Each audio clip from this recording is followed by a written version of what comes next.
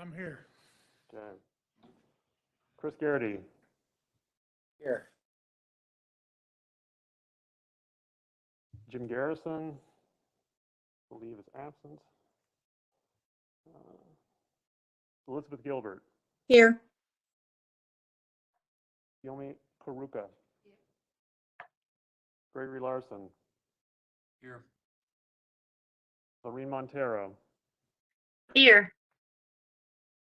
Raylan Williams, Here. Kyle Woodson. Present. All right, very good. All right, so first agenda item, as always, is just a note that persons wishing to address the commission on any matter may do so at the discretion of the chair, which we will have one momentarily. However, Arizona open meeting law limits commission discussion to matters listed on the posted agenda. Other topics may be placed on a future agenda for discussion. All right. Agenda item 2, consideration of the March 9th, 2022 meeting minutes. So we have a quorum. Are there any corrections to the minutes?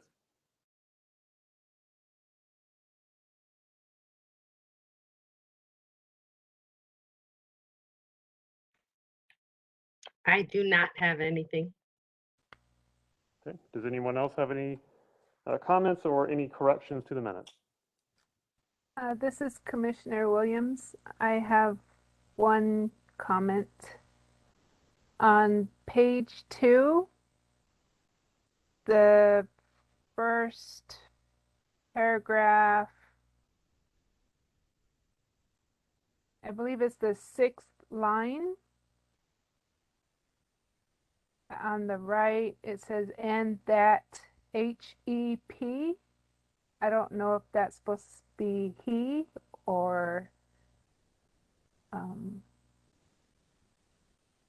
just that one word. Okay. Yeah, we will fix that. Thank you, Commissioner Williams. We appreciate it. That's all I have. Okay. Thank you. Are there any other corrections to the minutes?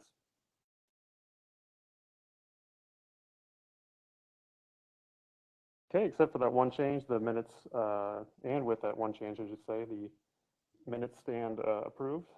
Okay. Oh, we got to do it, huh? Okay. All right. A motion. Okay. I'd like to make a motion for approval of the minutes. Do I have a second? Second. Okay. Okay. What is it? Who first? Who motioned first? I did. Okay. Zach, you need to get one of the commissioners to make a motion. Okay. Yeah, I'm sorry. Could I have one of the commissioners make a motion to approve for approval of the March 9th, 2022 meeting minutes?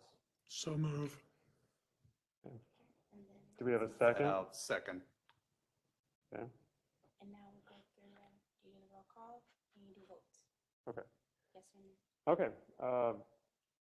All right, we'll do a roll call vote. Commissioner Fackler? Aye. Okay. Commissioner Garrity? Abstain, I was absent. Okay, thank you. Commissioner Gilbert?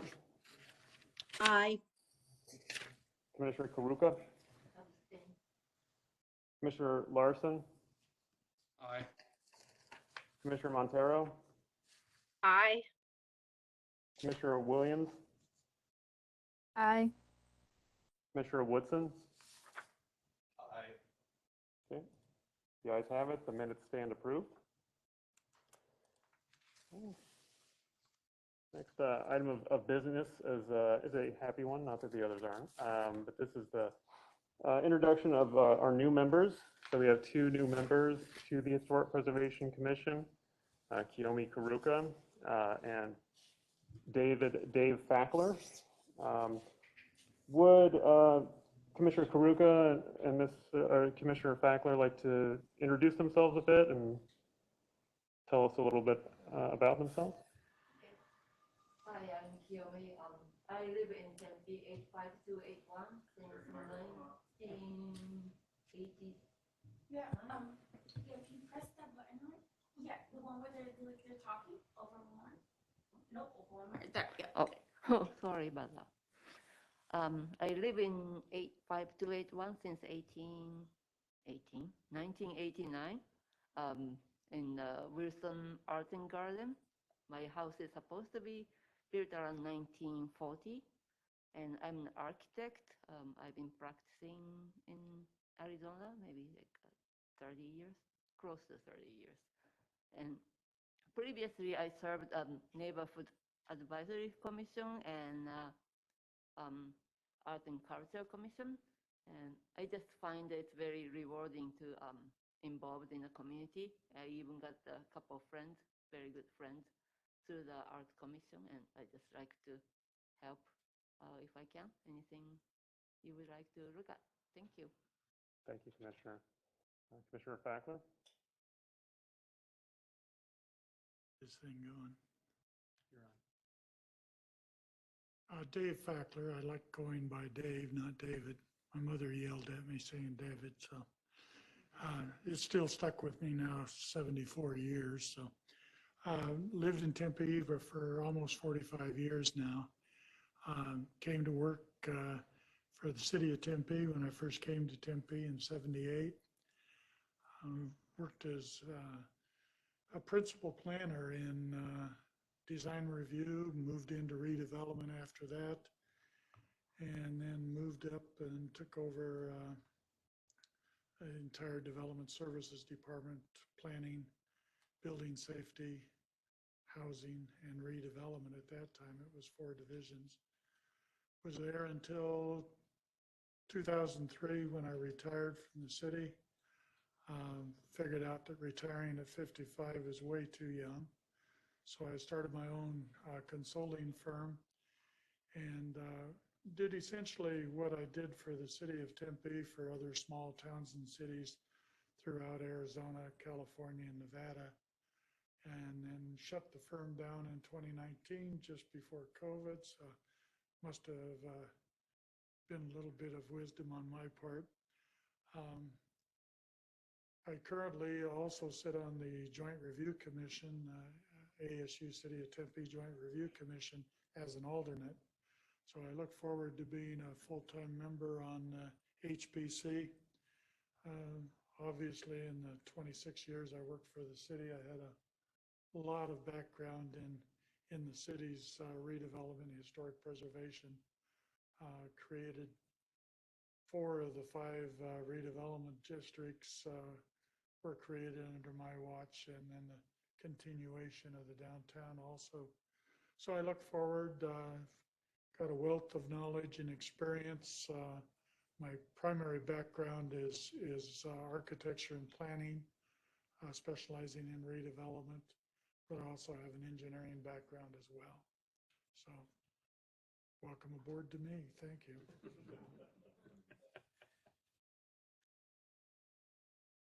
All right, thank you, Commissioner.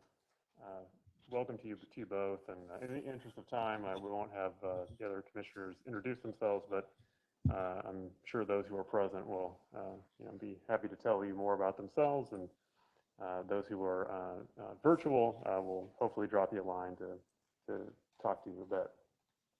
All right, next agenda item 4 is to your and my relief, I'm sure, election of a new chair and vice chair to run our meeting. So just a reminder, the commission has been without a vice chair for some time.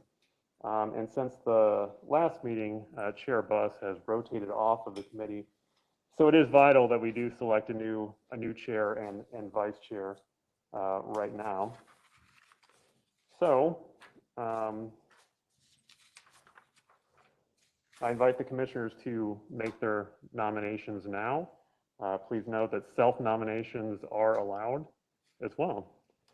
So do I hear any nominations for, let's start with vice chair. Do I hear any nominations for vice chair?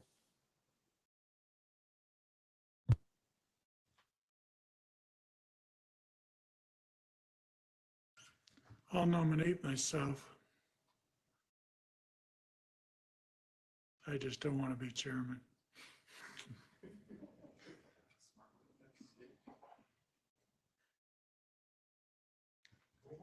Can we turn off some microphones? Your microphone's off.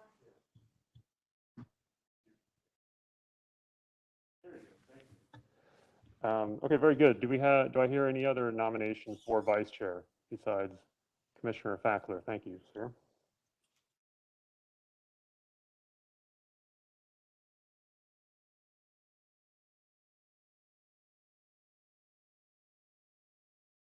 Okay. Would anyone like to move to a vote on vice chair? Do I hear anyone? Do I hear a move? Yes, Commissioner Montero motions to approve Dave Fackler as vice chair. Thank you, Dave. Thank you. Do I hear a second? Okay. All right, then we'll move on to a vote.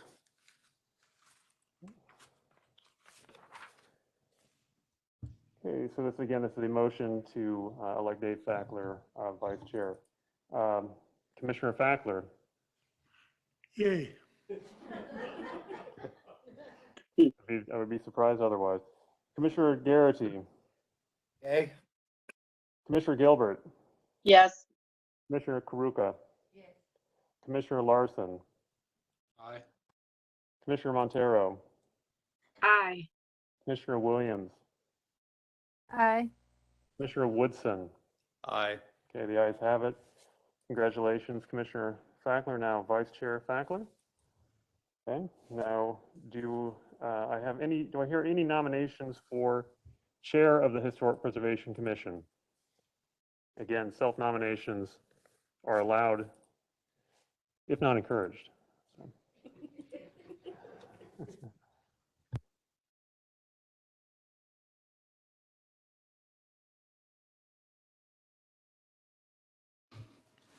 This might be the most exciting position of your career if you're willing to take it. Might be overselling it, but it is still an important position. But we do need a chair. We have put it off. We have put it off a long time. So we do need a nomination, self nomination or otherwise, and you can always nominate someone else, of course. I think the chair should be someone has at least a couple of years of experience with the commission.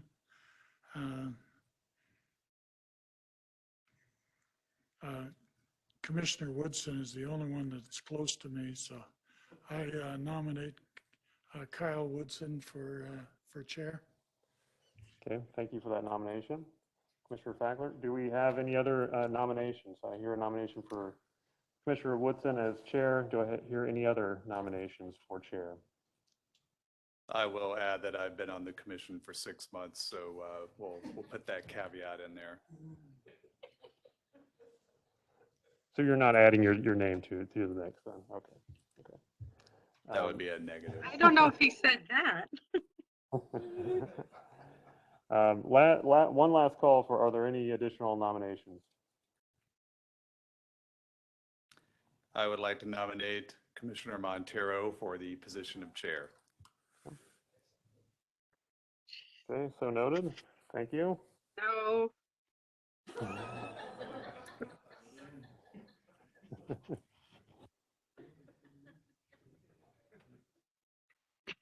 I second the nomination for Kyle Woodson. Okay. All right. Point of order. Point of order. We're not quite there yet. All right. So we have two nominations on the table. Commissioner Montero, are you declining the nomination? I am. Okay. All right. All right. Well, I think since we have another nomination, I think we'll accept that. Do I hear a motion? Do I hear a motion for the selection of Commissioner Woodson as chair of the Historic Preservation Commission? So moved. Commissioner Larson. Do I hear a second to that? Second, Commissioner Larson. Okay, very good. All right, so there is a motion on the table. It's been seconded. All right, so we'll move to a roll call vote on Commissioner Kyle Woodson's selection as chair of the HPC. Commissioner Fackler, Aye. Commissioner Garrity, I'd like to aye, but I haven't really heard for sure whether Kyle actually wants to do this. But unless I hear otherwise, if I get an angry email from Kyle later, I'll know why. But aye. okay. Commissioner Gilbert, Aye. Commissioner Karuka, Aye. Commissioner Larson, Aye. Commissioner Montero. Aye. Okay, I should hope so. Commissioner Williams Aye. and Commissioner Woodson. I'm going to say nay, but I don't think I'm going to be ruled in my favor. Well, you can vote however you would like. So. Well, I would like to add that I do think it would be useful to have a chair that's had more experience on the commission than I have, even though I've been with the commission now for about 6, maybe going on 7 months now. But if that is the will of the other commission members, then I will go along with the nomination. All right, I appreciate what you said. I also, at the same time, appreciate your willingness to accept the position. So that motion carries. So congratulations, Commissioner, now Chair Woodson. And it is your meeting now. Outstanding. I'm so very pleased. Chair Woodson, don't worry. Voice my extreme satisfaction with that particular ruling. All right, well, thank you, other commission members, and now I've got to move over. Are you serious?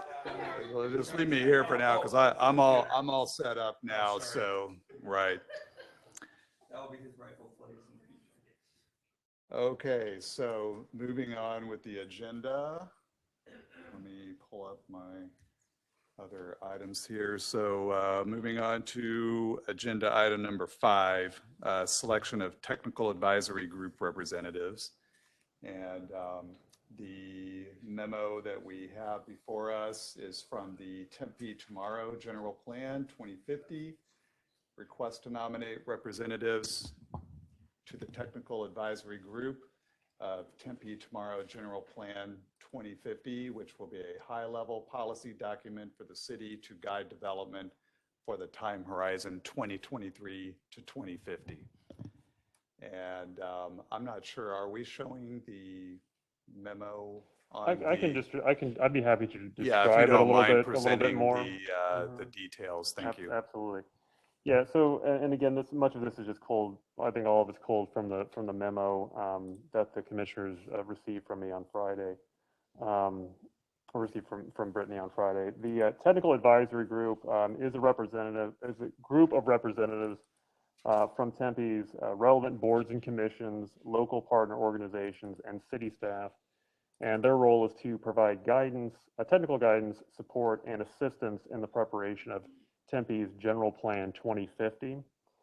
In addition, the technical advisory group will include representatives from nonprofit partner organizations. That includes the Downtown Tempe Authority, Tempe Chamber of Commerce, Arizona State University, and so on, which have an interest in General Plan 2050. The HPC has been requested and does need to nominate 2 members from this commission to the technical advisory group. The technical advisory group will include at least 1 member, as I said, from each board and commission and partner organization, but when needed, the technical advisory group may invite the 2nd member to their meetings to ensure, as they say, representation, diversity, and inclusiveness. Just very briefly, the responsibilities, so to anyone who is looking to volunteer for this or be selected for it, to know what you're getting into. The responsibilities include to represent the respective board, commission, or partner organization and provide input into the process of developing Tempe Tomorrow GP General Plan 2050, to attend regular meetings to discuss technical aspects of the general plan and to offer input. And just as a heads up, the anticipated time period for these meetings is August 2002 rather, to December 2023. Third is to bring any important updates back to, in this case, the Historic Preservation Commission, to our regular meetings and to seek any feedback or recommendations from your colleague commissioners. To be a liaison of the Tempe Tomorrow staff team with the respective board, commission, and partner organization for discussion, feedback, and input. When desired, to attend any monthly meetings of the council-appointed community working group for General Plan 2050. And then finally, to champion the General Plan 2050 on this commission when it gets scheduled to go to council hearing in 2023 and for citizen vote in 2024.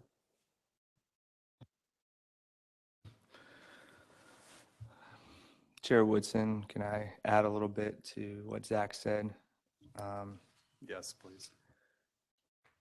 Robbie Aaron, interim preservation officer for a couple more weeks. And then I'm also one of these staff people on the Tempe Tomorrow GP 2050 team. I will say that in Zach's reading, he stated that the time frame would be August 2022. That's actually since been moved up to June of 2022.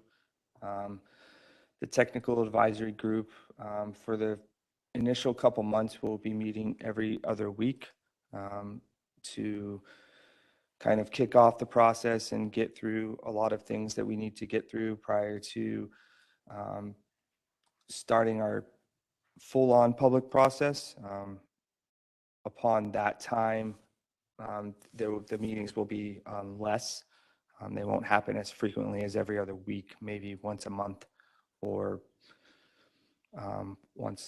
twice a month if necessary, but at least once a month. The meeting will likely be in person and or virtual.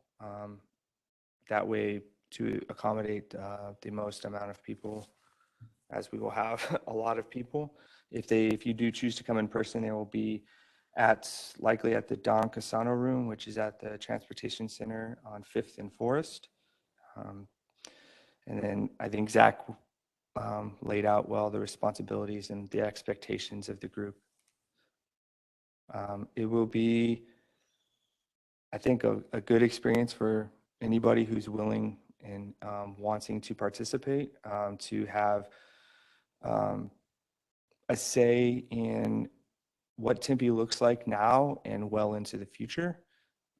So if you're interested, I would encourage you to come participate and have some fun with me and Bika and other city staff in this process.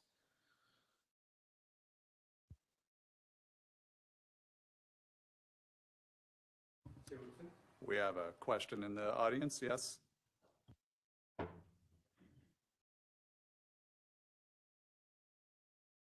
How do we turn this on? Oh, just like that. Okay. Chair Woodson and the Commissioner, thank you, Jack, and thank you, Robbie, for explaining all of that. So I would be one of the main persons driving this general plan 2050, Tempe Tomorrow. So he read out all the... Introduce yourself, please. My name is Ambika Adhikari. I'm the principal planner in the community development, and I would be kind of project managing quite a bit of this general plan 2050 with the team that we talked about. So just wanted to explain it a little more informally and what is going to happen. So we're asking for 2 representatives from each commission. We might invite only one of them in most of the meetings because we don't want to make it very large, but we do want to have 2 representations just in case there is a reason that we need to have both, then we'll invite both. And sometimes we also want to maintain some kind of diversity so that, every section is represented in terms of, gender and other stuff. And like Robbie and Jack said, we will start in June. The actual task of the Technical Advisory Committee would be to basically guide and work with the staff. There's going to be a representation from staff. There's going to be a representation from 5 nonprofit organizations and at least 1 representative from each of the 16 commissions that we think are very close to the general plan. This is still kind of informal. It's not, that group is not appointed by the council. We have another community working group, which is going to be appointed by the council. But this team, the technical advisory group, is the one that actually does a lot of the technical works. So whenever the staff puts in, let's say, the elements or anything that we want to work on, that feedback from someone, from you, from the historic preservation perspective is going to be very important. So each of the commission and board will represent that particular constituency, but they're welcome to make comments on any one of them. But as you know, in the general plan, the historic preservation is also very important. So for that matter, two people who are interested, like Robbie was talking about the opportunity of the lifetime to be a chair, this is also a very important opportunity because it comes only in 10 years. So we'll be very grateful to have two interested person be nominated, and then starting sometime in June, we'll formulate all the details and we'll contact everyone and we'll begin to do the meetings. If you have any further questions, Robbie, me, or Jack can respond. Thank you very much. Thank you. This is Commissioner Larson, Chair Woodson, I do have a question. Go ahead. At what time are the meetings going to take place, and do we know what day of the week? Robbie, could you provide some information? Yeah, I can. So as it stands right now, the meetings will be held on Thursdays. That is subject to change. We haven't quite nailed down the schedule yet, although that's what we're leaning towards. And the meetings would be probably sometime in the late morning, like 10:30 to noon. As once we continue on, the community working group that Mbika mentioned, those meetings will also be on the same Thursday. So with staffing and stuff, we'll have to be staffed. We can't be in two places at once, so we have to have them at separate times. However, I think that that could be some change, but since it's mostly it'll be comprised of commission members and staff from other city departments, and then our partners. It was our feeling that would be the best time. So that's the way it stands right now, although we haven't said that's firm. But so 10:30 to 12 on Thursday mornings, starting in June. I believe it starts the third Thursday in June, and then will be every other week through about September, and then from September on, it would likely be once a month on that third Thursday of the month. Got it. Thank you. Robbie, do you have an idea as to the duration of the committee? I mean, how long would they be meeting? As in, so typically it'd be start in June, and then we'll run through December of 2023 would be the length of the committee, and then for an hour and a half, if that's what you're asking, 10:30 to noon. And then after that, as Mbika said, we would hope that you would potentially be what we're going to call a champion for the general plan, to help us get it ratified by the voters of the city. So that would be something beyond, but the meetings would end probably actually sometime in, I want to say probably July or August of 2023, because at that point we'll be taking drafts to DRC, other commissions, council, that kind of thing. And we had to have everything approved by council with a resolution by November of 2023, because we had to have it done 6 months ahead of the March 2024 election that we are shooting for. March 2024. Thank you. Commission members, do we have any volunteers for the committee? The technical advisory group. This is Commissioner Larson. I would volunteer for it. And this is off topic, but I would like to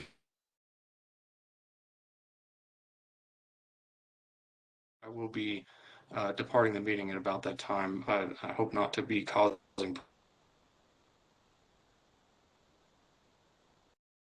advisory group for the Historic Preservation Commission. Commissioner Larson, you kind of cut out there a little bit. Did I understand you correctly that your term on this commission will be ending about then? Is that what you were saying? No, I'm sorry. If I'm not coming through clearly, I was going to say that this evening I must depart this meeting at 7:00 p.m. However, I will volunteer to serve on the technical advisory group representing the Historic Preservation Commission. Did that come through okay? Yes, it did, and thank you very much. We appreciate your volunteering for that. And then we need a second candidate as well. Do I have any other members that would like to volunteer, as this would be sort of a secondary backup candidate?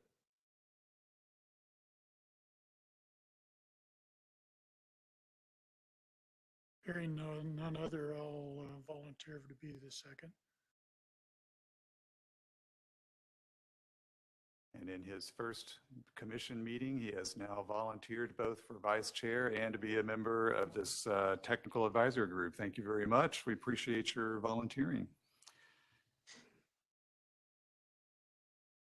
And do we need to take a vote on this as well? Yes, I think we can take a vote. You can probably do both selections simultaneously if you'd like. Okay. All in favor of Commissioner Larson and Commissioner, I have forgotten your last name now. Fackler. All say aye. Aye. Aye. Aye. Aye. Any opposed? Actually, point of order. So we'll need to do a roll call vote. Would you mind running the I'd roll be call? happy to roll. I'd please? be happy to. Absolutely, absolutely. Okay. So.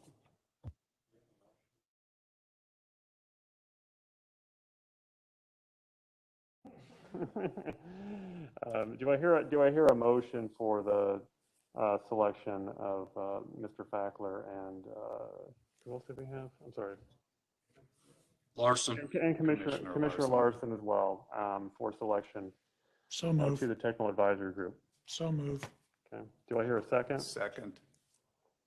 Okay. Then we'll move on to a roll call vote. On the motion, Commissioner Fackler. Aye. Commissioner Garrity. Aye. Commissioner Gilbert. Aye. Commissioner Karuka. Aye. Commissioner Larson.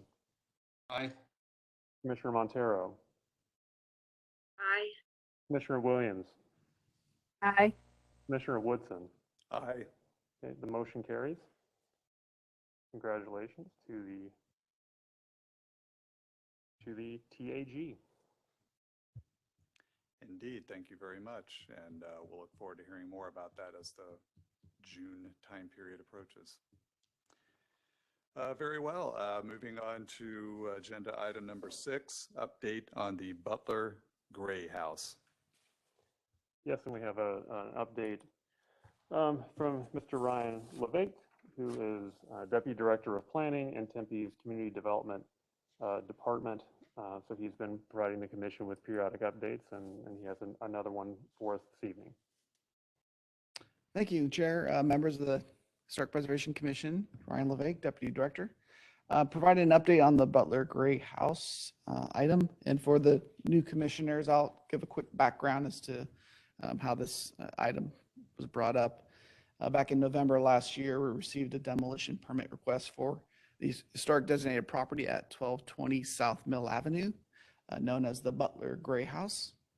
The owner of the property wished to sell or maximize his development interests on the property. The item was taken before the Historic Preservation Commission on December 8th of 2021, and the commission denied the request for the demolition. That created a stay of demolition, a 180-day stay, which gives the city basically an opportunity to negotiate with the owner, look at alternatives from demolition, possibly historic preservation, looking at alternatives to what the code standards would allow for development additions to the site that would still preserve the property on the site. To where we are today is we have offered a potential term for a historic facade conservation easement on the property for a term of 5 years to also withdraw the demolition request.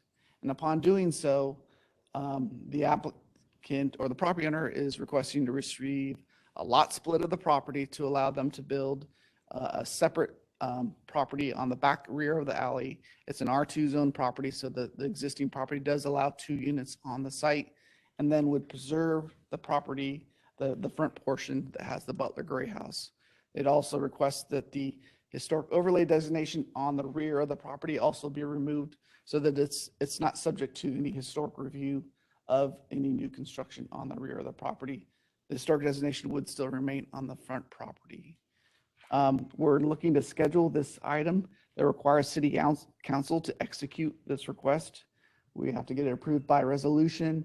And then there's a development agreement. You all at the last meeting requested a copy of the draft facade conservation easement. So you have that in your packet. This facade conservation easement was drafted based on a previous facade conservation easement we had for the Farmer Goodwin House. So it's very similar in what we've done on some other deeds. And we're waiting on basically the property owner to agree to these terms.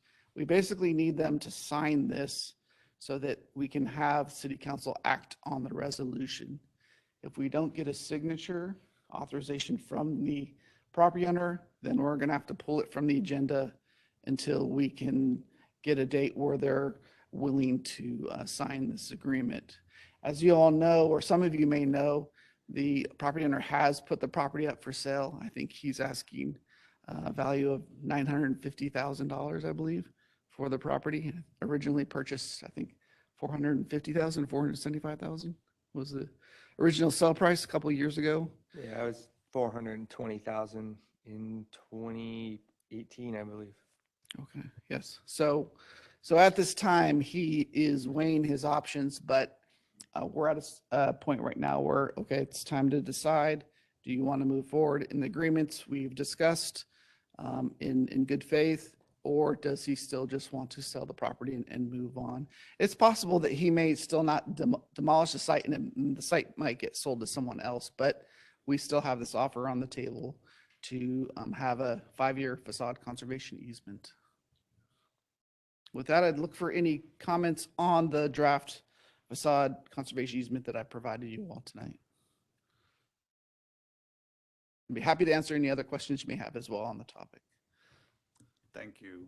And commission members, do we have any questions or comments? Chair. Yes.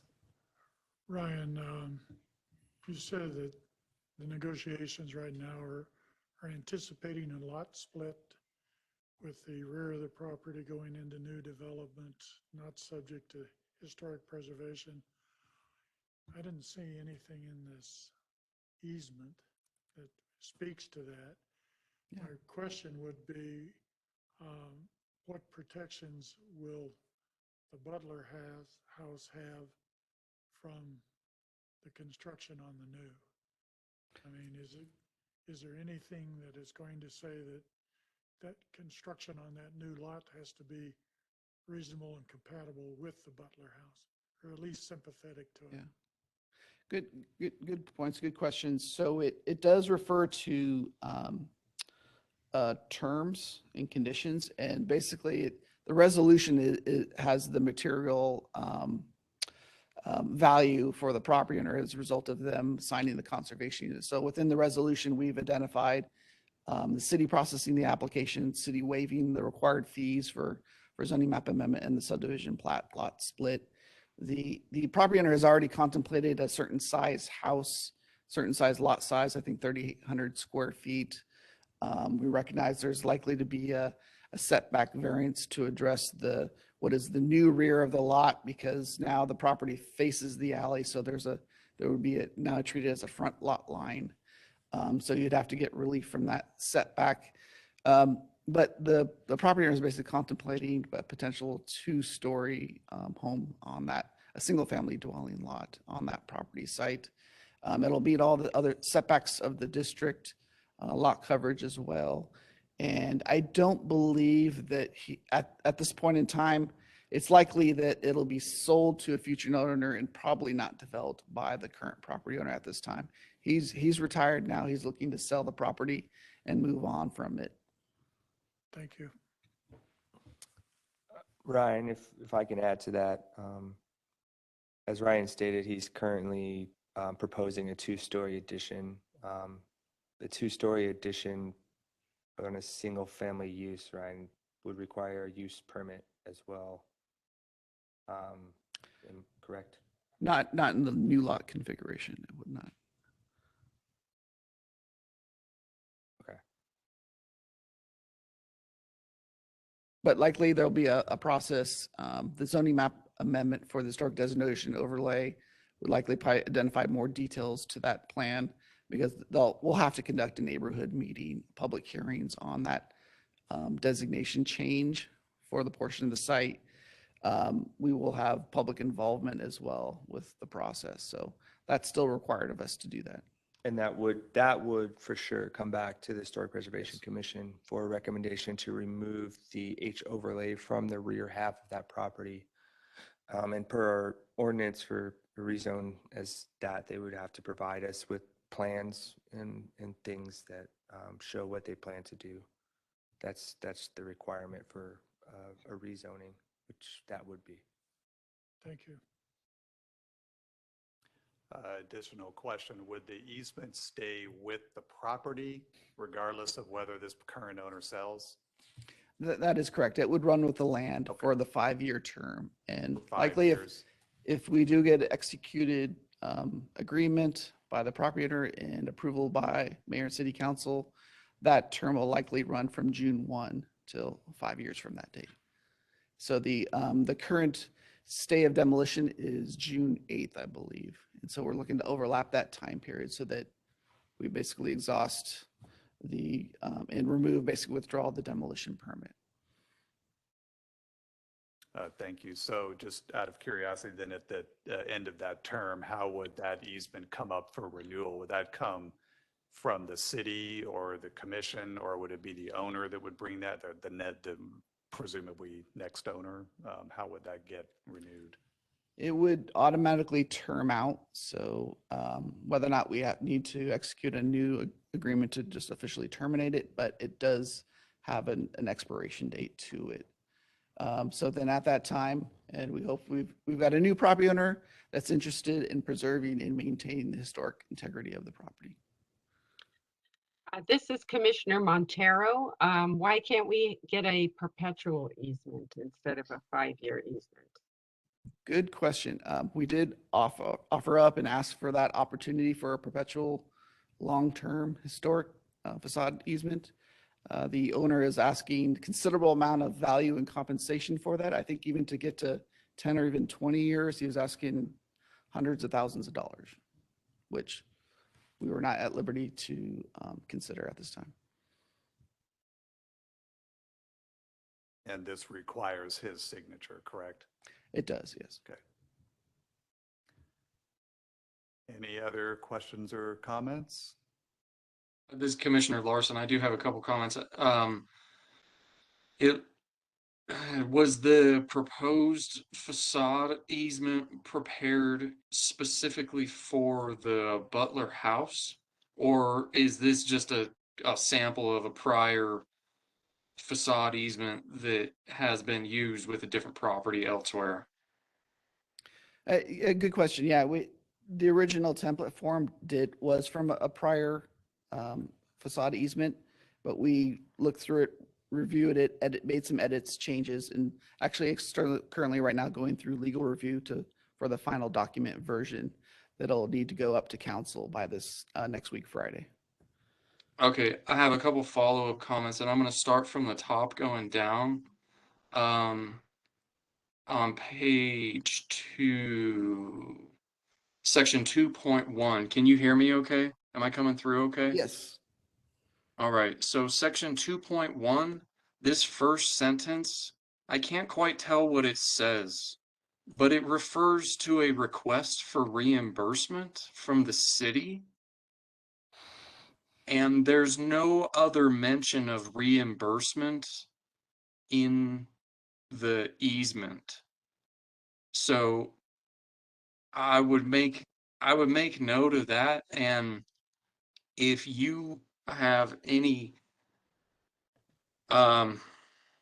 FaceTime with the city attorney's office and legal review, or if you can suggest to them that this sentence needs to be reworded, Yeah, good catch. Thank you for bringing that up.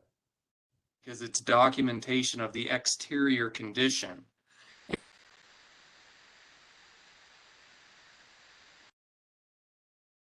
It has a time limit of 30 days following an event, and I do not see a way to document the event. And their event is the 30 days from the request for reimbursement from the city. Okay. So I think there's an issue here. I think Likely, I think what we'll do is have a 30-day term period upon that we are execution of the attempt- document. I'm sorry. I see the point you brought up. I think what we'll do is that 30-day time period is following the execution and recording of this agreement, so that 30 days happens within that time frame. Got it. I think that's a critical change. All right, so I'll go down to then page 3. Paragraph 3.2, it's a valid and enforceable conservation easement upon Farmer Goodwin. This needs to be updated. I'm not sure that, is Farmer Goodwin the property owner? Farmer Goodwin was the template where this came from. So Okay, that's a yeah. good catch. The only other thought that I'm having 3.2? is that I don't see 3.2. successors and assigns of the property owner, nor does it mention the term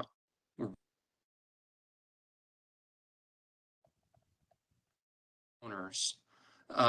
Those words, I think those words should be added. Commissioner Larson, could you repeat that again? You were cutting in and out. I'm sorry.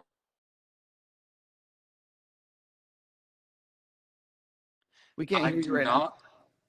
I do not see in this easement the terms runs with the land or is binding upon successors and assigns. And without that language,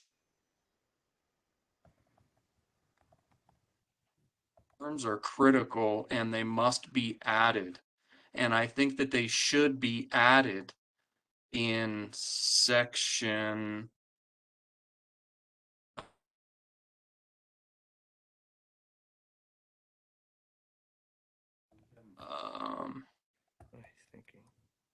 either section 1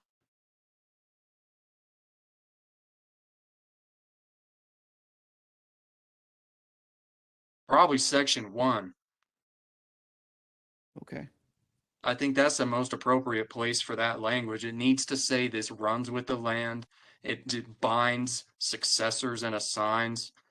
Otherwise, it may not survive past the first transfer of title.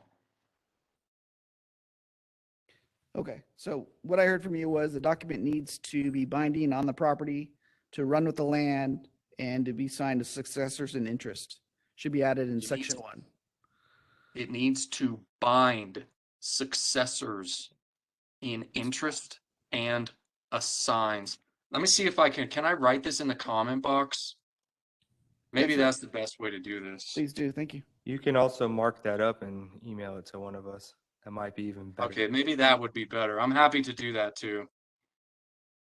Thank you. Let me mute myself so I'm not, you can't hear me typing away. Those are all the comments that I have. Thank you, Chair. Yeah, I'm seeing some other Farmer Goodwin. I thought I name checked this all, but it apparently. Thank you, Commissioner Larson. Any other comments or questions?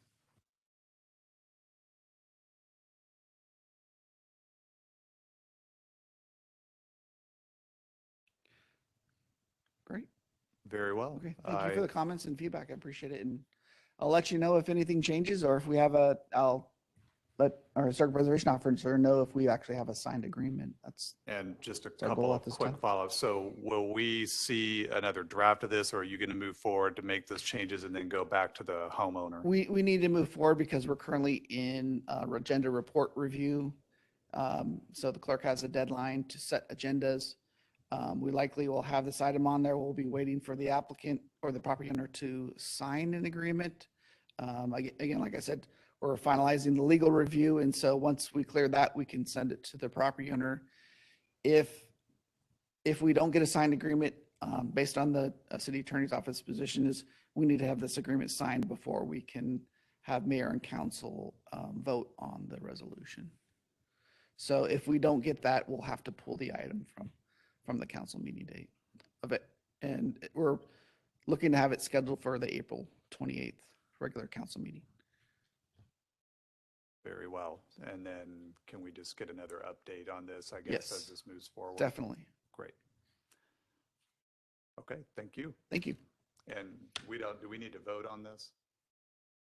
Okay, thank you. Thank you.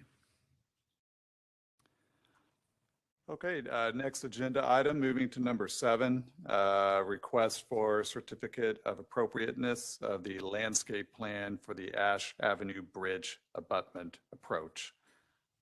And who will be presenting this? Yep, we have a presentation by a few representatives of the applicant. So we have Mangela Vaz from Gamage and Burnham, the legal representation. Then we also have Mike Duffy of RSP.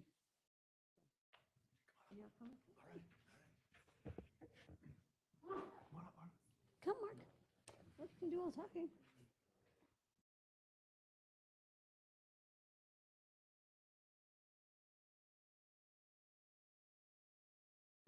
Good evening, Mr. Chairman, Thank you. members of the commission. Welcome. Thank you. My name is Mangela Vaz. I'm a zoning attorney with the law firm of Gamage and Burnham. We've been here a couple times before. For the record, my address is 2 North Central, 20th floor, Phoenix 85004. I'm here tonight on behalf of Hines and the 250 Rio project. I think Jason has a project. I was just going to do a little bit of an introduction and then have Mike Duffy from RSP, and I know you know Mark Vinson, who is our consulting on the project, and Mark's going to talk actually most of this project about. We came to the commission about, maybe it's been sometime last summer, talk a little bit about the project and then the Ash Avenue Bridge and the abutment. I know there's some people on the virtually that I've seen. I don't know if the three of you had seen the project, so I'll just give a very brief introduction of the project, then turn it over to Mike and Mark to talk a little bit about Ash Avenue and our plans to kind of rehabilitate and preserve the old Ash Avenue roadway. I think Jason or somebody has. Oh, where's the presentation is someplace, Robbie? Oh, Robbie, sorry. Sorry, Jason.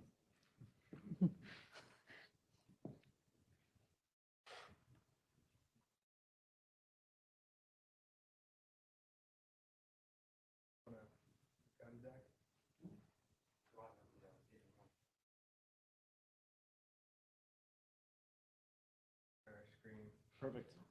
Looks great.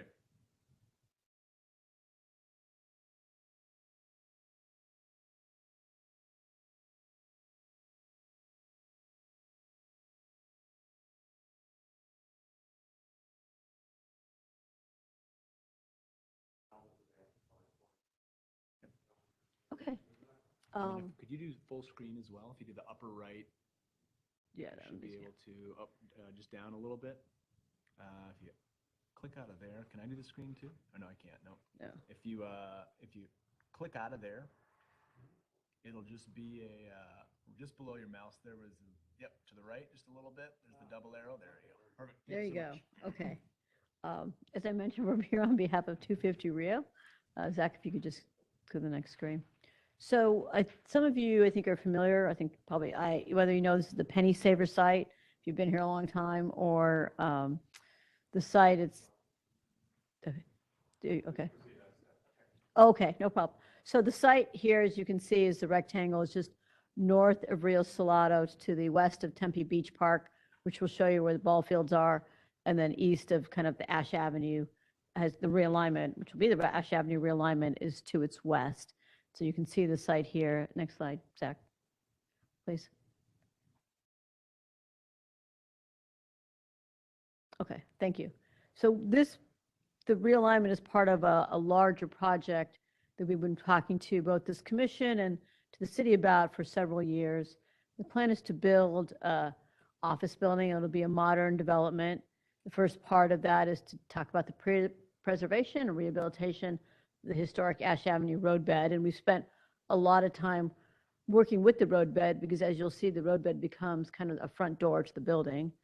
But it is a 14-story office building with 210 square feet of commercial office space on 8 floors.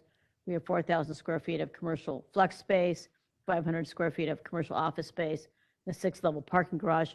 We're not asking you for any approval on the building tonight. We're still working through the city process, but the purpose of this is to give you just a flavor of kind of the building that will be coming in the future. Today, we're going to talk about the redesigned access to the historic Ash Avenue Bridge abutment. Zach, next slide. So, and just to very quickly go through our process, our first process today is to get an approval for the certificate of appropriateness on the landscape plan for the Ash Avenue Bridge abutment. Then in the future, we'll be going to the DRC and the City Council for a general plan to change projected land use and density on a portion of the site that's currently designated as public open space.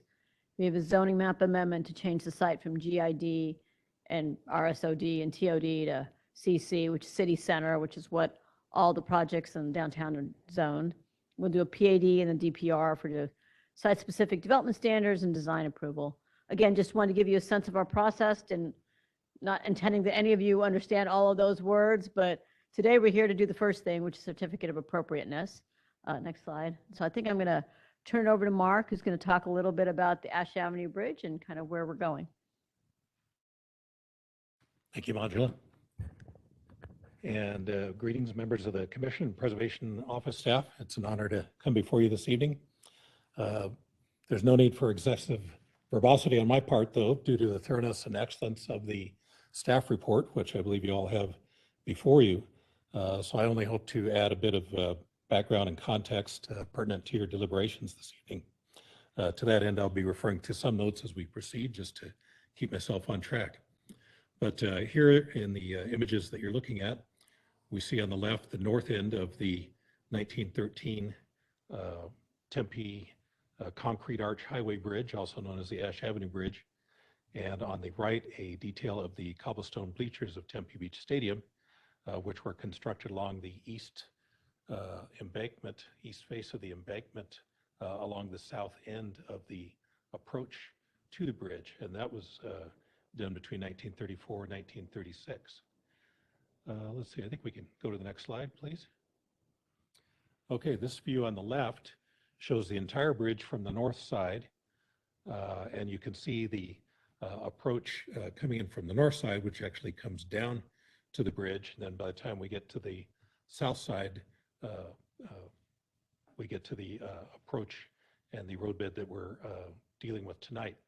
So the image on the right, the aerial image from about 1935, shows the cobblestone bleachers essentially complete, the ball field in place, and we see the concrete roadbed along the approach to the bridge, which is on the right. So the bridge opened in 1913. It was designed basically for wagons and tractors. It was almost immediately out of touch with the realities of what was needed there. In addition, it sustained some structural damage fairly early on, but continued to serve for a number of years. So it wasn't until 1919 that the concrete roadbed was added, and again, 1935 or so for the bleachers. Let's see. Yeah, let's go ahead. Next slide. So just a bit of background first. In 2018, my firm, myself essentially, was retained by the city to perform a condition assessment report on the south approach to the remaining Ash Avenue bridge abutment. So you see, you're looking at some images from that report. And I believe this assessment was also included in your staff report. Excuse me. And that consisted of historic research, analysis of existing conditions, which again you see here, recommendations for rehabilitation, and a cost estimate. So these images illustrate the deterioration in the roadbed and the embankment. Repairs to the bleachers were made in the early 2000s as part of a ball field improvement grant from the Arizona Diamondbacks. And the bridge abutment itself was rehabilitated in 2012 with assistance from an APS grant. Let's go ahead and go to the next slide. So the remaining piece in all this is the roadbed itself. And unfortunately, it's been fenced off and of no use to anyone for quite a few years at this point. Our report, actually, let's go ahead. We'll go ahead to the next slide. Our report suggested some rehabilitation concepts, which you see in these images and the following section. The overarching goal in the report was to find a way to return the roadway to a usable condition while meeting ADA standards and retaining significant character defining features per the Secretary of the Interior standards for rehabilitation. We also thought that, you'll see this when we get to the next section, that actually a bond breaker could be applied to the existing concrete so that it could remain in place. So there's actually no removal of existing historic material, just the application of a topping above that, which could then, if there was ever the desire to do so, could be removed and the existing roadbed is still there. What we would propose would be some occasional windows into looking at the some revealed sections of the original roadbed, as well as re-landscaping the planters on the bleacher side and the embankment on the west side, as well as stabilizing that embankment. Unfortunately, the estimated cost for doing these things 4 years ago was a little over $776,000, and we could probably round that figure up to about $1 million today. And such an expense would have depleted the city's historic facilities maintenance budget for years to come. Let's see, we can go ahead and go to the next slide, and Mike may want to jump in here at some point. Well, before that, so here's the cross section I was talking about. So this was proposed from our report. So we see the existing concrete surface, the new topping above that, the bleachers which remain on the east side, and a stabilized and re-landscaped embankment on the west side. And then the drawing on the right shows a section from the new proposal that essentially emulates pretty much everything that we were describing in our report, with the addition of some connecting bridges. Yep, you got it. Yeah, so the intent here is just to show that what we're doing in our new proposal, which you'll see in a few more slides, is really leveraging everything that Mark put together in his report and executing it to an extent, right? But the difference is in a few locations providing some meaningful pedestrian connections from Ash Avenue to our project. Let's go ahead to the next slide. And so what you see here is kind of a diagram for our project. When Heinz brought this site to us, the first thing we saw was the proximity to the park and the proximity to Ash Avenue. And we quickly came to the conclusion that we needed to embrace those features, and really Ash Avenue became our front door. And so we've centered on these principles of celebrating the existing historic Ash Avenue bridge. Although not a part of this project, it's very close to ours. We wanted to activate Ash Avenue itself with this rehabilitation that we're discussing tonight. And then we wanted to maximize the interaction and views to the park, connect to the park and downtown, and create shade wherever possible.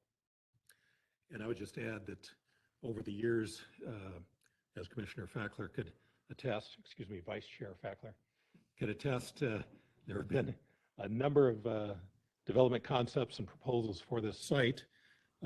However, none really satisfactorily addressed what to do with the roadbed until now, we feel. So let's go ahead to the next slide. Let me go ahead. just introduce this a bit, and then Mike jump in. But it's been said that disuse is the greatest enemy of preservation. I think Donovan Ripkema might have been the originator of that phrase.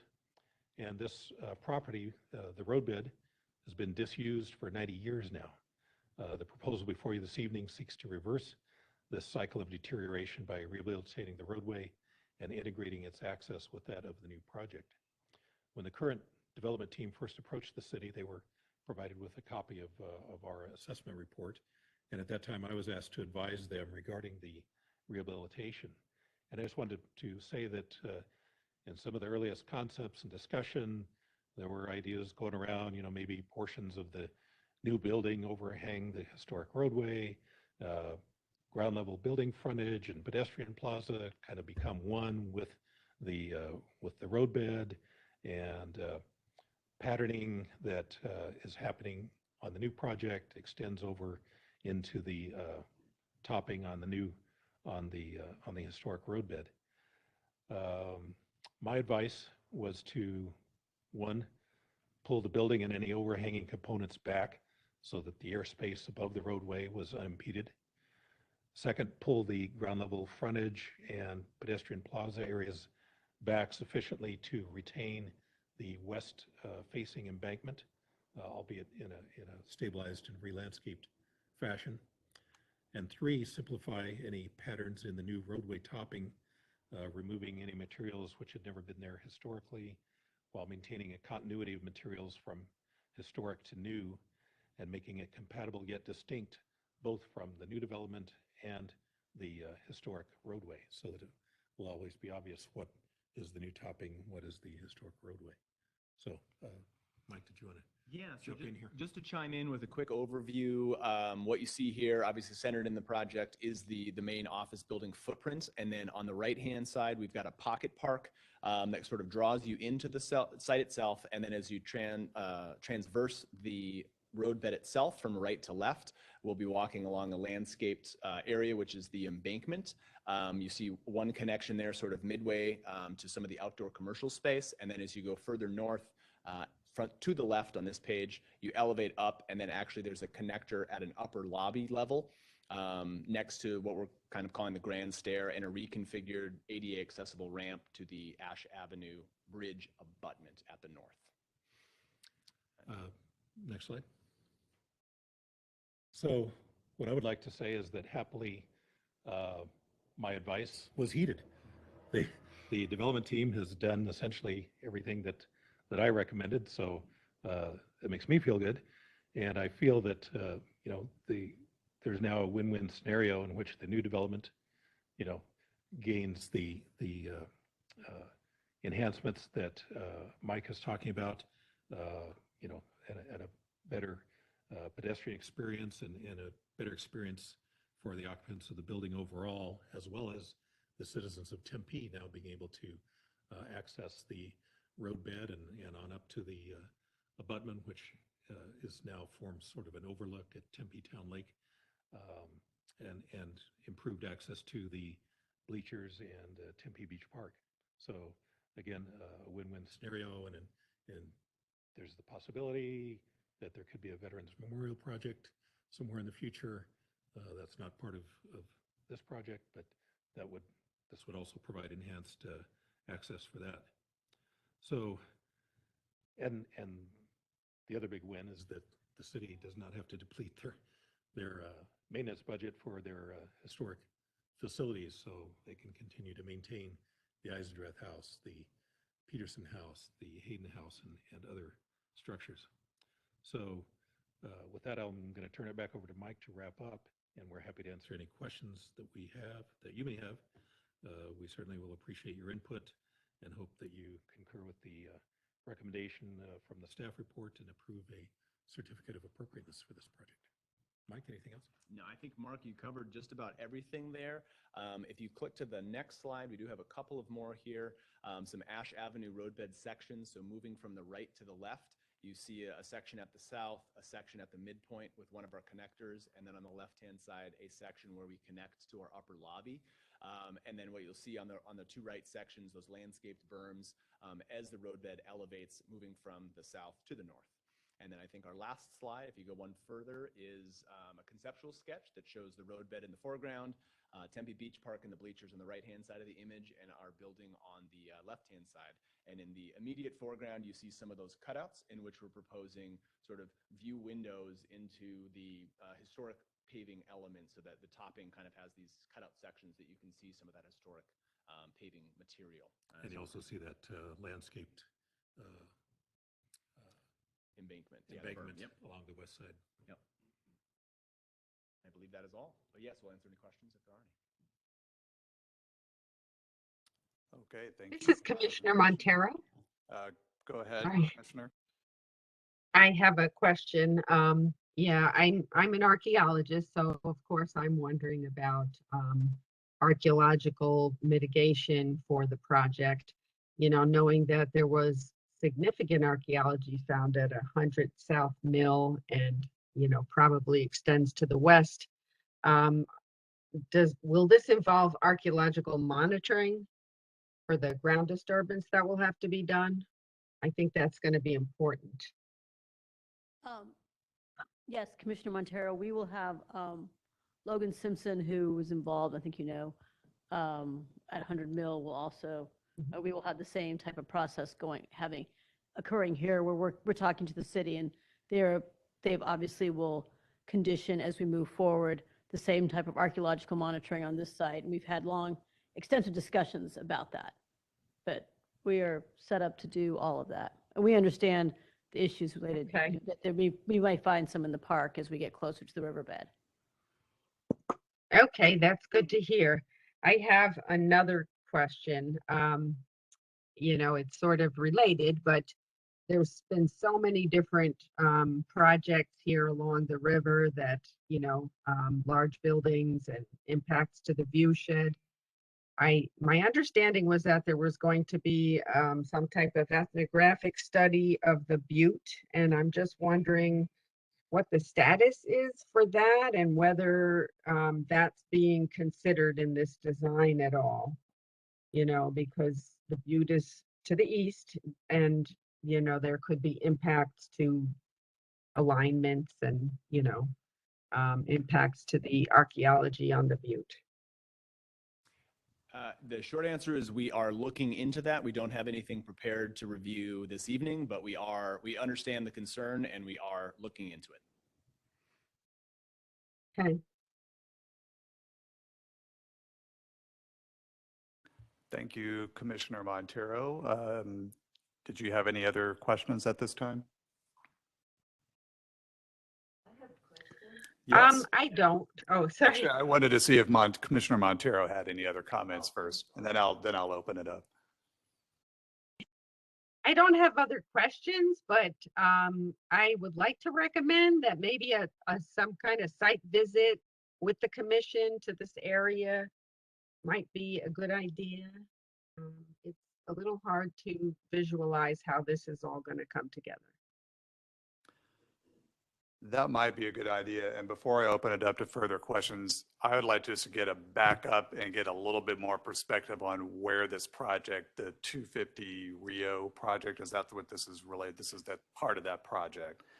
So where are you in the process right now with your plans, development, permits, or what have you? Because you're coming in, and what is it exactly that you're asking the commission for tonight? Mr. Chairman, just to give you a brief.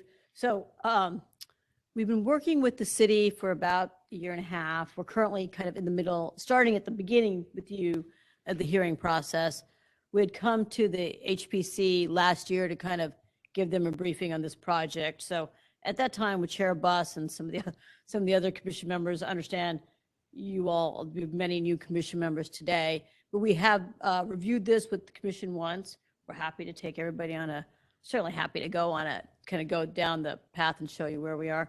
Our next stop probably will go to the Development Review Commission, probably about a month-ish, and then we'll be going to City Council as we move forward through the summer. And then we're working on a development agreement with the city as it relates to kind of the improvement of the Ash Avenue abutment. As Mark's saying, the developer's paying for the improvements. So we're working through some of the issues that you brought up today in agreement with the city. But tonight is the application for the certificate of appropriateness for the treatment of the road bed. So with the remaining processing having to do with the rest of the site. Okay, thank you. And just to be clear, so is the 250 Rio project as it currently is designed and your project boundary, does it already include this, the bridge abutment and the top there with the embankments and the bleachers? Well, go ahead, Mike. I mean, go ahead, Mike. Go ahead. So right now, our property line goes to Ash Avenue, and our property does not include Ash Avenue. We're pursuing the certificate of appropriateness to enhance Ash Avenue or to rehabilitate Ash Avenue as part of our project. Does that answer the question? Yes, it does. So it's not mandatory that you, and I'm just not foreshadowing what might happen, but whether or not you get this permission from us, you proceed with your project nonetheless. Technically, we could, yes, but we would love to incorporate the two as we have shown here, because I think it's the win-win, as Mark said, for both. Okay. Yeah. And maybe you or Robbie, maybe just background, I'm just curious, was there were you approached by this commission or the city in the past about integrating the bridge into your project, or how did that come about? Mr. Chairman, as Mark mentioned, the city has been looking at, preserving and rehabilitating this area. And so as we had started talking to the city about the site, the city has been looking at different options relating to Ash Avenue to try to make it both, a pedestrian area, and maybe Vice Chair Fackler may remember from some time. And so I think it's probably in a partnership as we started talking to the city a couple of years ago, we started talking about how we would include Ash Avenue in our project. And that's how, with the former historic preservation officer and other people, we started talking about kind of where we are today. And Robbie can That was my add to next question. So you did get input from Mr. We've been Southard? in the yes, we had past been on this? working with John and Robbie for the last year or so. Yeah, they made a presentation, I believe it was in June. Yeah, of last June. year. And Right. John wrote a report. And Correct. Very good. Yeah, and that was just prior to when I became a commission member. Okay, thank you. I'll open it up to other questions from commission members. And Well, that was basically my question, like who owns the property and so in the future. could you tap on your microphone? Who will be maintaining the area? Will it be back to the city, or the owner of this building will be, property will be maintaining? Mr. Chairman, Commissioner, the city owns the property and the city will continue to own the property. We are working through a development agreement where the developer will be maintaining the property for the city. And then the city, if something happens and the developer doesn't maintain it to the city standards, and the city can take over maintenance. But we've been discussing that with the city, but since it will be our front door, we want to make sure that it's maintained properly, but it will continue to be owned by the city, Thank you. the property. Well, that's great, because right now the condition looks very sad. Yes. And it is also sad the city cannot maintain that and has only $1 million to do everything. It's just kind of sad considering how much development going on, and the city can't afford that. It seems like something should be improved. Thank you. This may be getting too technical, so if the city is going to retain that, so there will be some kind of an easement granted to the developer, or how will that be accomplished? Mr. Chairman, well, so the city owns it. What we're going to do is put a public access easement on it so that it will continue to be, it'll still be a city easement, but then everybody will have access. So public access. Okay, thank you. Other commission members, any other questions? Mr. Beckler. This question's for Mark. Mark, when did you put the plan together? That was delivered to the city in October of 2018, I believe. Was it accepted formally? We were under contract through the Historic Preservation Office, and we provided it to the office. I don't know, Was there a what- presentation to the council? not that I'm aware of, unless the Preservation Office made one. One question concerning the plan. Your windows, I think you called them, or your reveals, Right. from the perspective, it looks like they're above grade. Is the window actually above grade, or is it recessed down in and open to open air? Well, it's recessed down to the level of the historic concrete. So with, Okay, so there's no lip there. well, we propose to put some sort of a lip, probably just a thin piece of metal or something to prevent, a wheelchair, for example, from dropping down the 2 inches or so from what would become the new surface to the historic surface.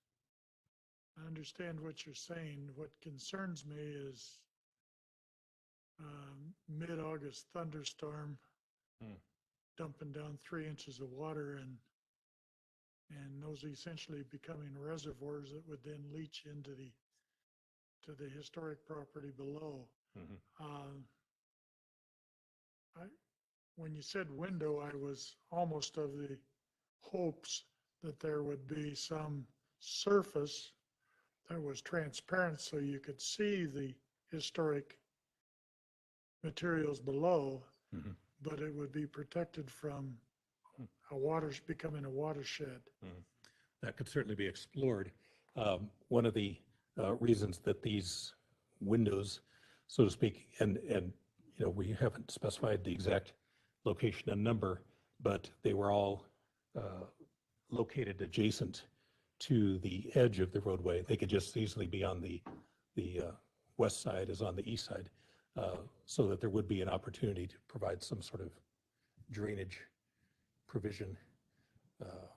And definitely if they're going to be, essentially a 2 to a 4 inch deep hole, you got to get rid of that water or you're going to have a lot of leaching underneath that and into those historic properties. So I think there needs to be some additional work on that detail. Okay. And that's a good point, that they may be actually more successful on the west side. It would be easier to drain them into the drainage system of the new project. Yep, if you flipped them to the other side of the road and just left one side open, they would freely drain into what is a landscaped berm, so that would work well. Okay, let me follow up one more question or statement. Putting a curbing around these, 3 or 4 inch curbing around these becomes a tripping hazard, becomes a impediment to somebody riding a bicycle or something down there. Like I say, that solution needs to be looked at not only from protection or visibility of the historic asset, but also its protection, as well as how people are actually going to be using this roadway. You said it's a front door to your property. I'd hate to have a tripping hazard at my front door, so. Sure. One solution might be, in addition to the relocating to the west side, would probably be to limit the number of them to perhaps 3 locations along the entire length, which could then actually have a railing around them. And Or I would follow the lead on the Hayden house, and the below grades there are essentially capped with a glass that you walk on. Especially if it's only going to be 2 or 3, I think that might be a solution to all the issues. Still have visibility, but let's not have a tripping hazard, and let's definitely not get that moisture into the grade below. Exactly, right. That's something we can certainly look at.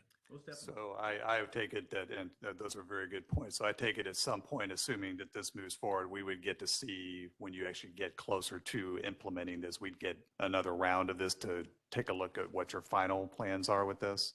Yeah, Mr. Chairman, certainly, I think what we can do and what I think we'd like is to get some, at least recommendation that you're generally okay with the concept of the Ash Avenue abutment tonight.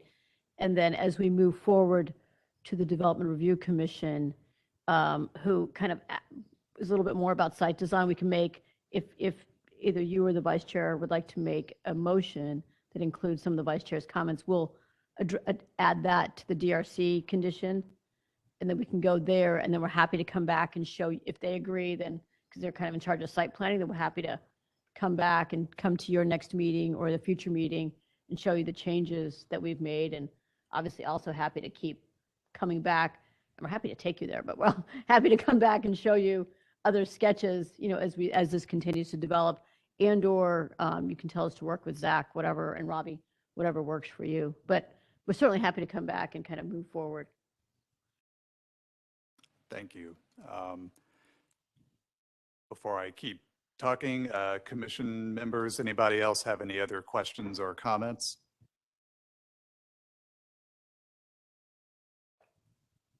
This is Commissioner Williams.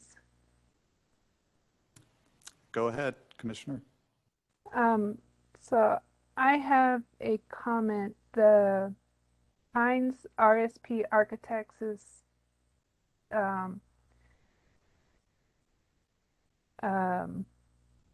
the one overseeing this request, and then I see the Benson Studio, the assessment.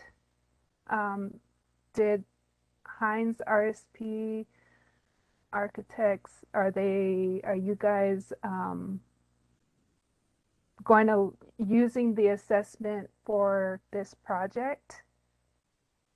Yes, the assessment, this is Mike Duffy with RSP. The assessment was instrumental in how we came to the solution we're proposing here. So yeah, we took Mark's report that was previously done prior to RSP's engagement with the property, and we used that as sort of a guidance for how we came to this solution that we did.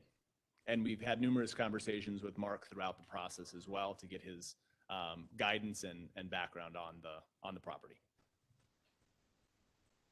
Oh yes, and Mark has been engaged as part of the development team as a consultant to us and our team. Okay, as like Commissioner Woodson, I came on after, so I don't know what was presented to the commission prior to, and in this packet, for myself, I don't see how Hines RSP Architects was, I guess, how you're utilizing the assessment report from 2018.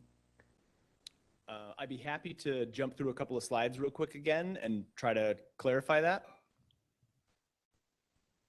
If you could go back to, I think, like slide 5 or 6. Excuse me, sorry, a little bit further. One more. There we go, right here. So these are sketches from Mark Vincent's original report that was produced in October 2018. Is that right?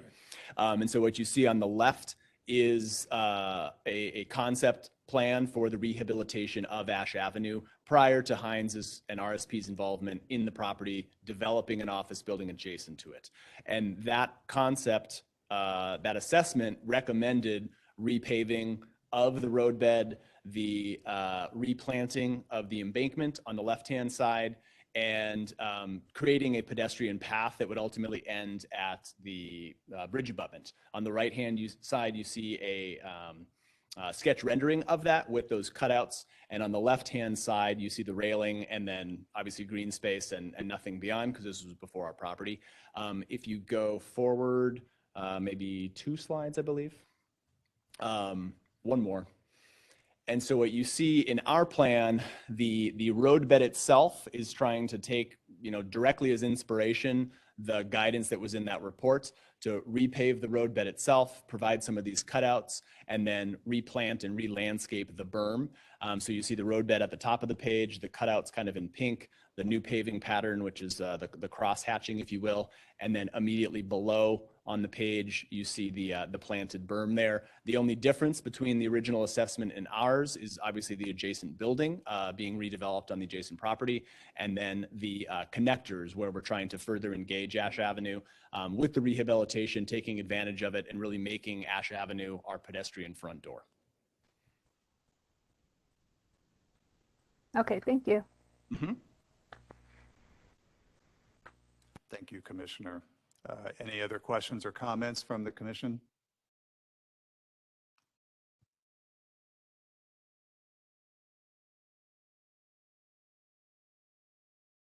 Hearing none, I have a couple more questions just to kind of get one more couple of clarifications here. So just real briefly, what is the current usage of the property that you're going to develop the new building on? Well, I don't know what's there right now. I've forgotten. Nothing right now. It was a office for a now defunct supermarket, Penny Saver. Newspaper. Excuse me. I've only been here since 2000, so it was before my time. And so it's a vacant office building. It's vacant. Okay. Correct. And has been for, I think, going on 20 some years. It's a little. There may be some couple pictures of it. It's just a one-story vacant office building. It's right now getting graffiti and stuff on it. Okay, thanks. I'd like to just get a little bit more clarification since you're asking the commission for this certificate on the property itself in terms of the boundaries that you were working with. And Mr. Vincent, I'm sure in your review, your plans, this was laid out pretty well. And seems like the east embankment's pretty well set, and that's more or less outside of your project area, except for whatever kinds of improvements. But the west side is obviously closer and more integrated. Can you talk a little more about how your property plans are overlapping with the boundary per se? And Zach and Robbie, you may have to chime in here because I don't know exactly, but could you address that a little bit? Sure. Well, the property that encompasses the roadbed is essentially the remnant of the Ash Avenue right-of-way. So that exists to this day, and that extends beyond the roadway to the west and includes that embankment area that you see now being proposed to be stabilized and re-landscaped. So that becomes the dividing line between the historic property and the new development. Okay.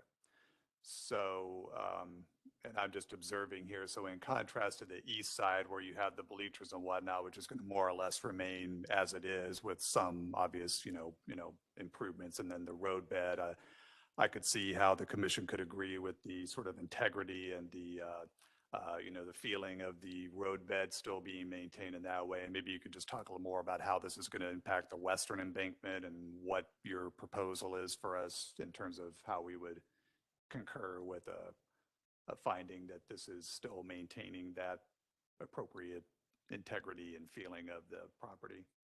Great question. And again, our recommendation in the report was that embankment, in addition to some stabilization needing to be done, and landscaping enhancements would certainly be nice, that just the future perception, the interpretation of the historic property, that was one of the key elements. You had this sloping roadbed sloping from the elevation of the bridge down to the elevation of First Street, a very gradual, less than 1 in 20 slope. But that in addition to the surface of the roadbed itself being one of the key historic elements, just that perception of that sloping embankment was also important to the character of the overall historic property. So to that end, that was our recommendation, that character defining element, that being the embankment, be maintained as part of any rehabilitation of the roadbed or any future development. And so that's what we see here tonight.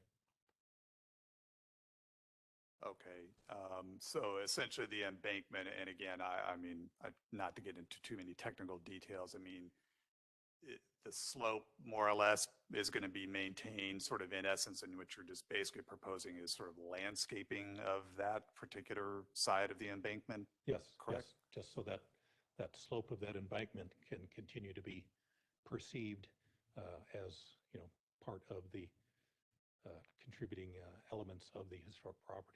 So we just felt that was an important aspect, and that's why the new development, you know, pulls back and doesn't try to you know, impede on that space other than connecting it at a few key points. Okay, thank you.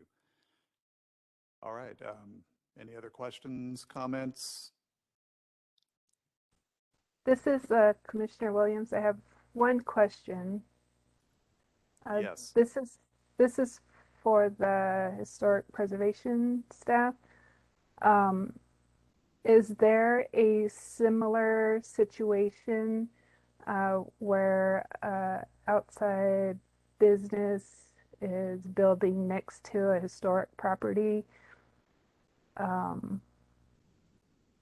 Is there something similar that in this case where they requested a certificate of appropriateness?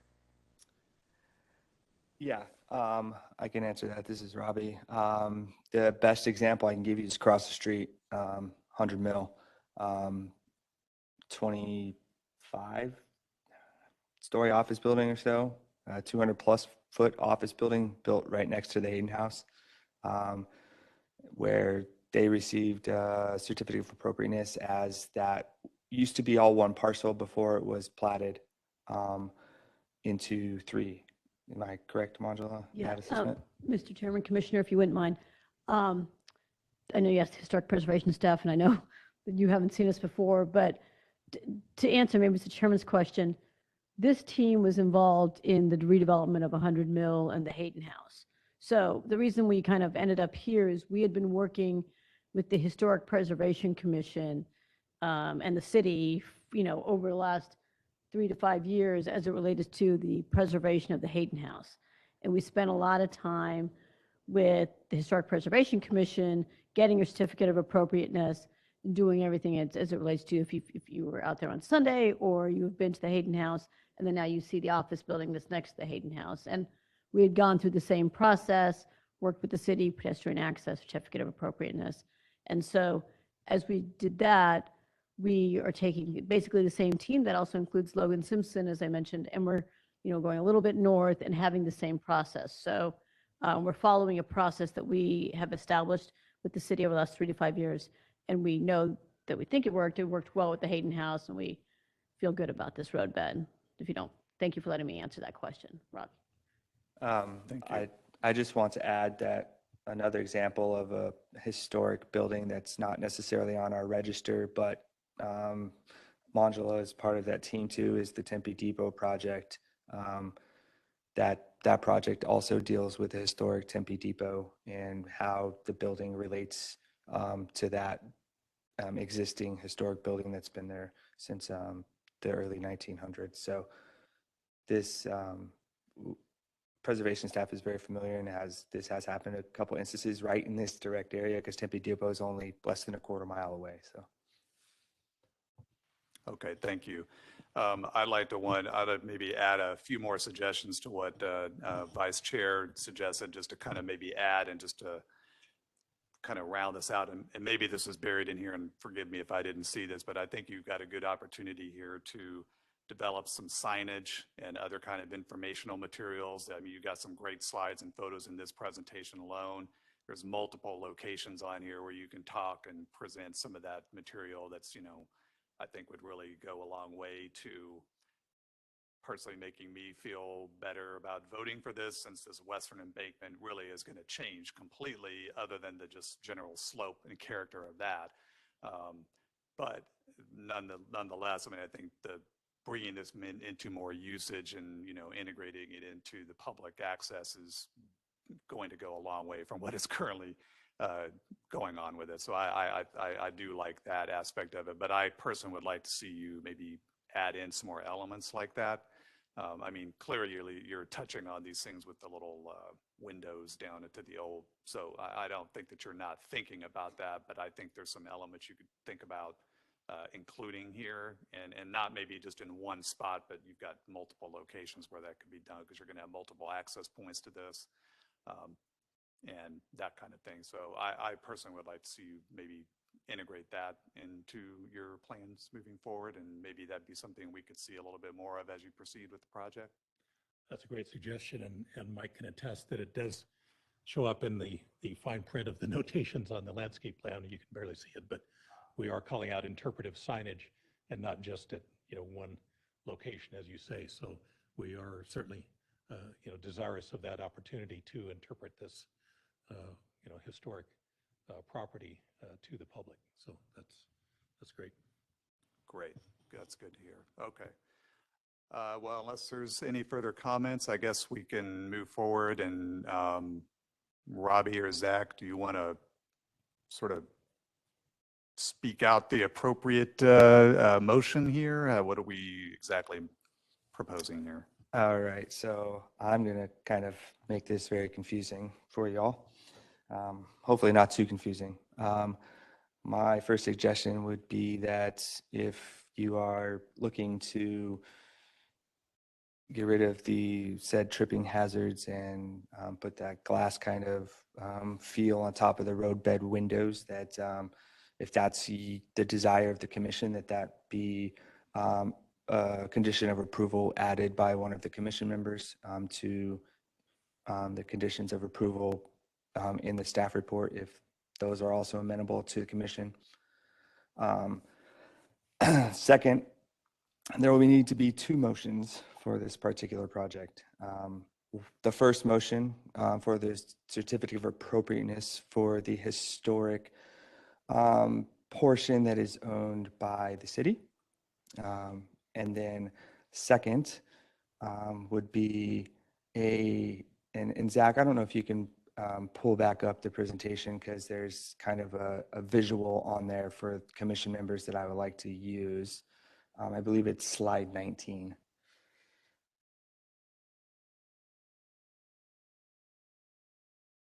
While we get that up, the second will be a recommendation of approval for the 250 Rio PAD to the Development Review Commission. That is because the slide 19, I believe. Keep going. That one right there. That right there. So on this slide, you can see there's a lot 2 labeled. That lot 2 is 18 feet wide, and it is included in the historic overlay for the Ash Avenue Bridge abutment, but is also not city property. It's part of what is privately owned. Soon will be city property in a month. Right, but right now it's not. So that being said, it's part of the PAD. And so thus there will be 2 motions. The first motion of an approval, a certificate of appropriateness for the treatment of the Ash Avenue Bridge abutment and roadway, or sorry, not the abutment, the Ash Avenue roadway. And then a recommendation of approval for the 250 Rio PAD to the Development Review Commission to take care of that 18-foot wide swath of land. Okay. All right, so we'll do Mr. the. Chairman, Yes, Vice Chair. I move approval of the certificate of appropriateness, subject to the 2 conditions in the staff report, plus additional condition that the Vincent Studios plan, that is the basis for the rehabilitation of the Ash Avenue, continue to be integral to the plan. Also a condition that these windows or visual aspects of the historic portion of the structure be visited in the terms of safety as well as product safety as to be part of the final project.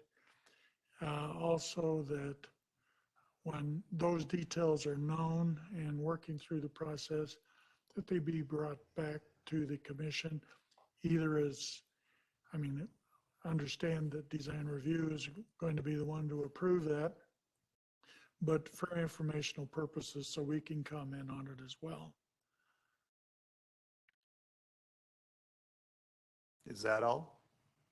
That's all I have. I'm just kidding. Okay, so we have a motion on the floor and we will do a roll call. Oh, someone have a question? I do. I want to add something as well for the conditions of approval. I would like to add that the archaeological monitoring be included there as a requirement. I don't see that it's been included anywhere. It will be, that's fine. Yes, I would concur with that. Okay, A second. so we have a motion. Do we have a second?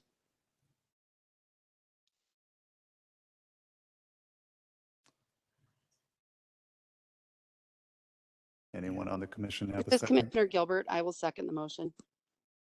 Okay, thank you, Commissioner. And then do we need to do a roll call vote? A roll call vote, yes. Commissioner Fackler, Aye. Commissioner Garrity, Sorry to give a long answer, but it sounds like Manjula mentioned reaching out to Logan Simpson. That hasn't happened yet. We're not under contract or anything, but assuming that does happen, I would be a part of the key project team. So in which case I would have to recuse myself from the vote. abstain then, okay. Commissioner Gilbert, Aye. Commissioner Karuka. And I believe Commissioner Larson is not here. Commissioner Montero,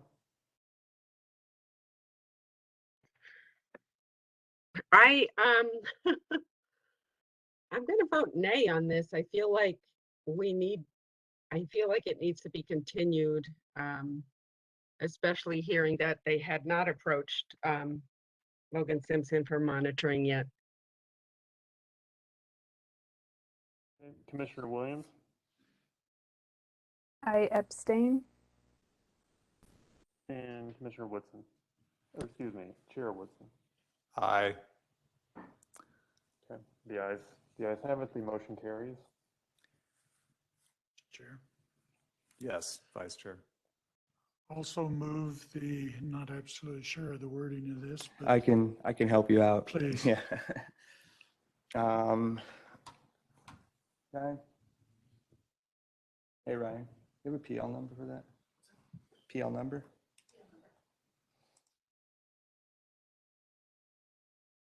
Sorry, it's 210130. Okay. Recommended, it would be a recommendation for approval of PL 210130, which consists of a general plan amendment, a rezone, and a PAD and a DPR for the 250 Rio project located at 250 West Rio Salado Parkway. recommended conditions. I don't know that there are any recommended conditions for this particular one. It's a recommendation of approval to DRC.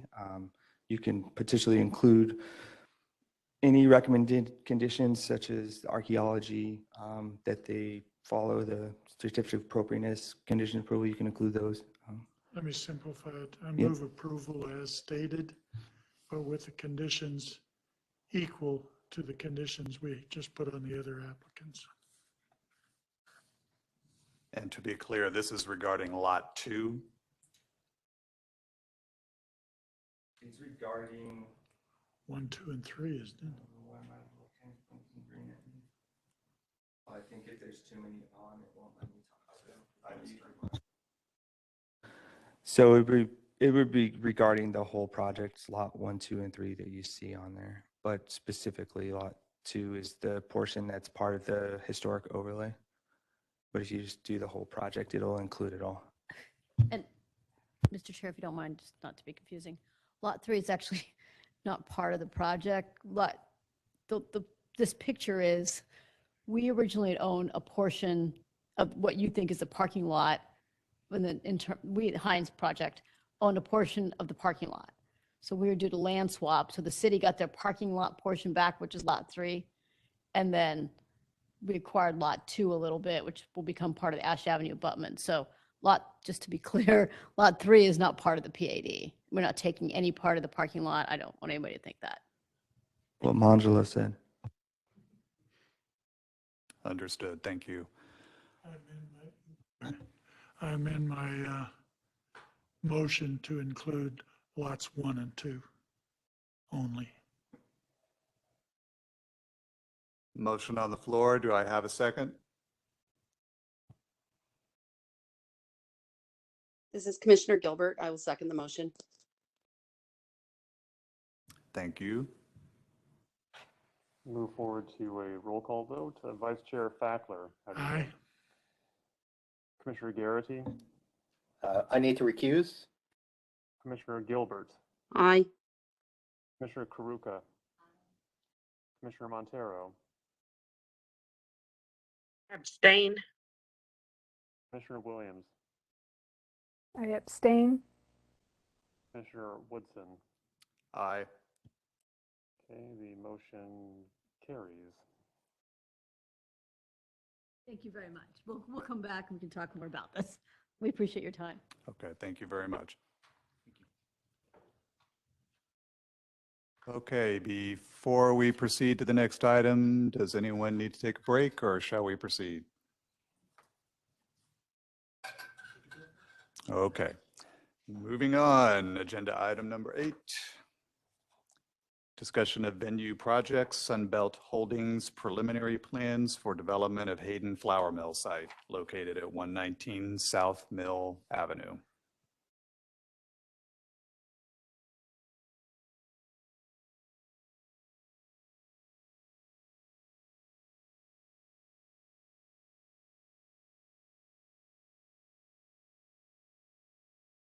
Okay, and we have representatives from Venue Projects, Lorenzo Perez.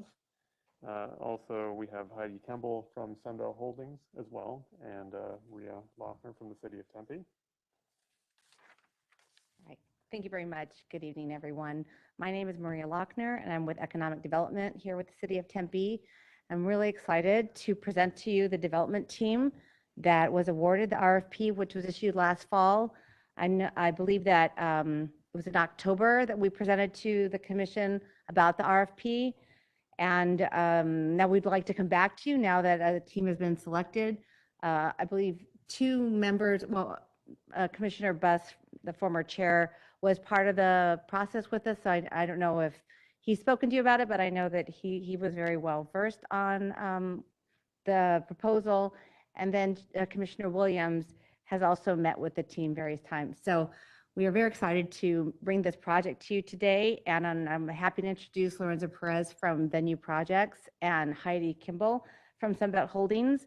Both Sunbelt and Venue Projects are very strong local companies that have done a lot of work in Tempe and a lot of work in the Valley overall. And I think you're going to like what they are going to present to you. It's more than anything, it's some ideas that they would like to get your feedback on, but it's our first start. And I will say that we are making the rounds with all of the boards and commissions as we start this project. So we don't have a lot to say yet, but we're very excited to get started and hear what your thoughts are. With that, I will turn it over to Lorenzo. Thanks, Maria. And Heidi. Sorry. Mostly Lorenzo. Yeah. Good evening, Mr. Commissioner, members of the commission. Is our presentation? I'm in the process of pulling it up for you All right. right now. So just bear with me for just a second. Thank you. We put together a presentation that we've been sharing with a lot of the boards and commissions that introduces us, gives you a little bit of background on our body of work, but also just sort of the approach that we've proposed for the adaptive redevelopment of the Hayden Flour Mill.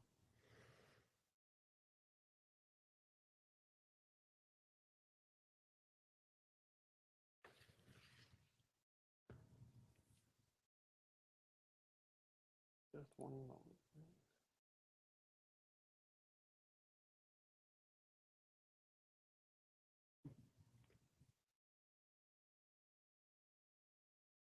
There we go. All right. All right. And I'll just advance, just let me know when you like to Okay, advance. wonderful. Thank you. You can go ahead and advance the slide, please. Go ahead and advance slide, please. Going to start with our company. You can go ahead and advance. Oh, there you go. Okay, great. I'm a co-founder of Venue Projects. We're a small-scale development firm based in Central Phoenix, Arizona. We focus on creative redevelopment projects, urban infill, adaptive reuse. Been in business for 14 years. We're a small practice. We're entrepreneurial and opportunistic in our approach, but we try to find new uses for old buildings and sites. We are vertically integrated, multifaceted firm. We design, build, own, and operate a lot of our own projects. So we try to keep them as much as we can. We really try to take a community building and placemaking approach to our projects and try to tell the stories of these old facilities in context to the neighborhoods and their history. I'm an Arizona native, born and raised, and part of the motivation for starting a company like this was to be a counter model to the demolition culture that we saw a lot in Phoenix, that I saw a lot of growing up, and really trying to build culture and around our heritage buildings and build civic pride. Next slide, please. I'm going to hand it over to Heidi. Thank you. Thank you. Sunbelt was founded in 1979. I've been with them since 1981, believe it or not, 1982, sorry, 40 years, long time. Our principal is John Graham, who regrets that he isn't able to join us tonight. And we've worked together for that long. He was the one that hired me back in 1982. We've developed several projects in Tempe, specifically Marina Heights, but we've also worked on the ASU Research Park since 1992, and we're developing the carless community called Cul-de-sac, which we'll talk a little bit about later, with Cul-de-sac, the same name. So we have extensive experience across several sectors. Mostly what we do is land development, but obviously we also do vertical development. We have a background of fairly complex transactions. For instance, the Marina Heights project was a ground lease with ABOR that was preceded by a land sale to ABOR for part of the property, and then we did a subsequent lease to the entity that leased then to State Farm. So we're used to really complex transactions with great joint venture relationships. And the land lease agreement that we have with ASU, for instance, Marina Heights, we also have extensive experience in ground leases at the ASU Research Park as well. Next slide. Great. You can go ahead and advance that.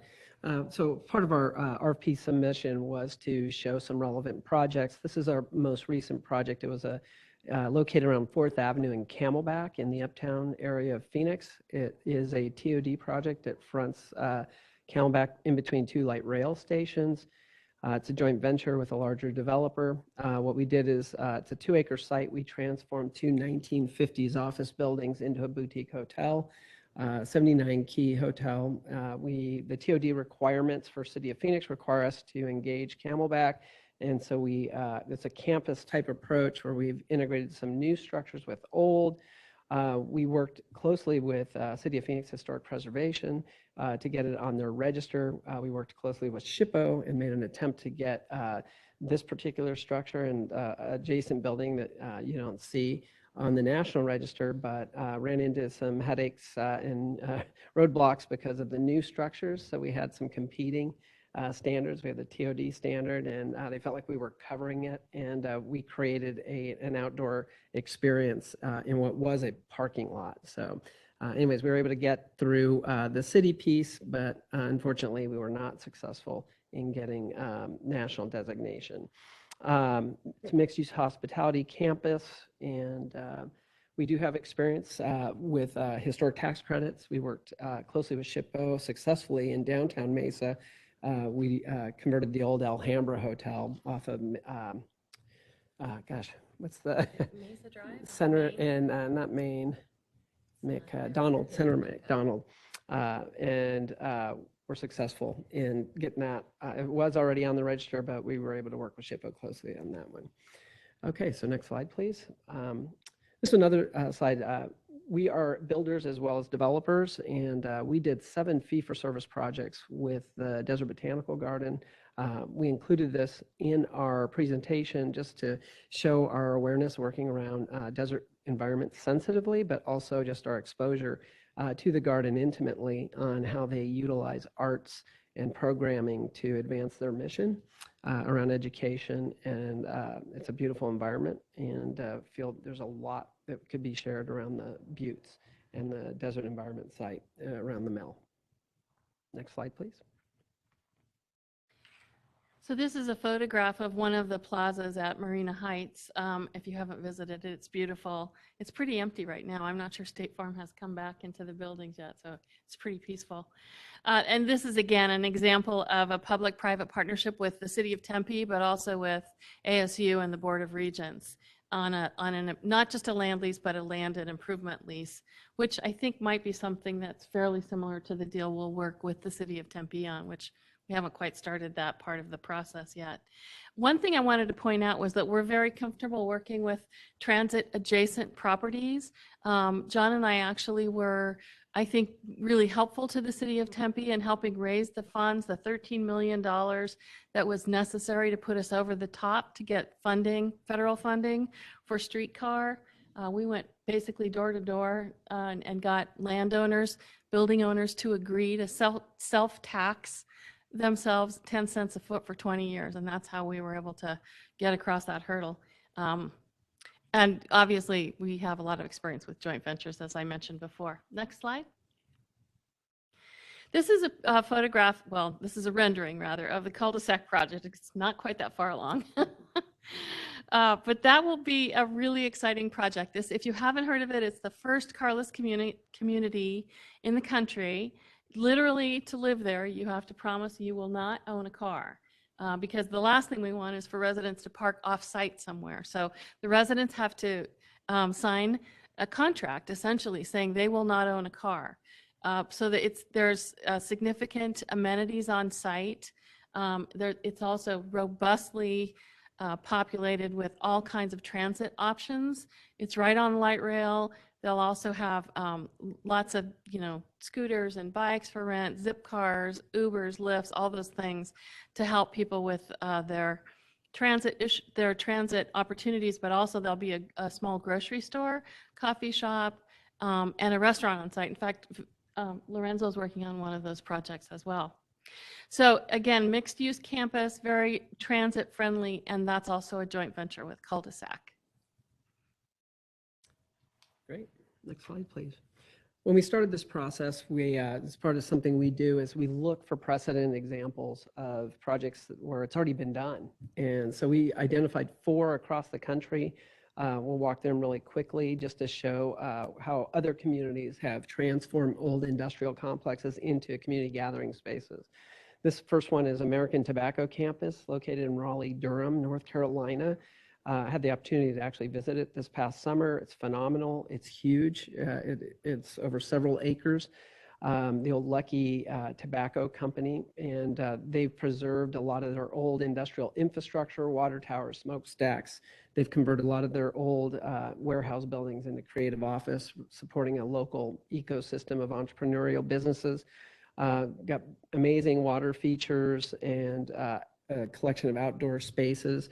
And they activate it regularly for the community, a lot of restaurants and bars, and really nice use of old materials and new materials.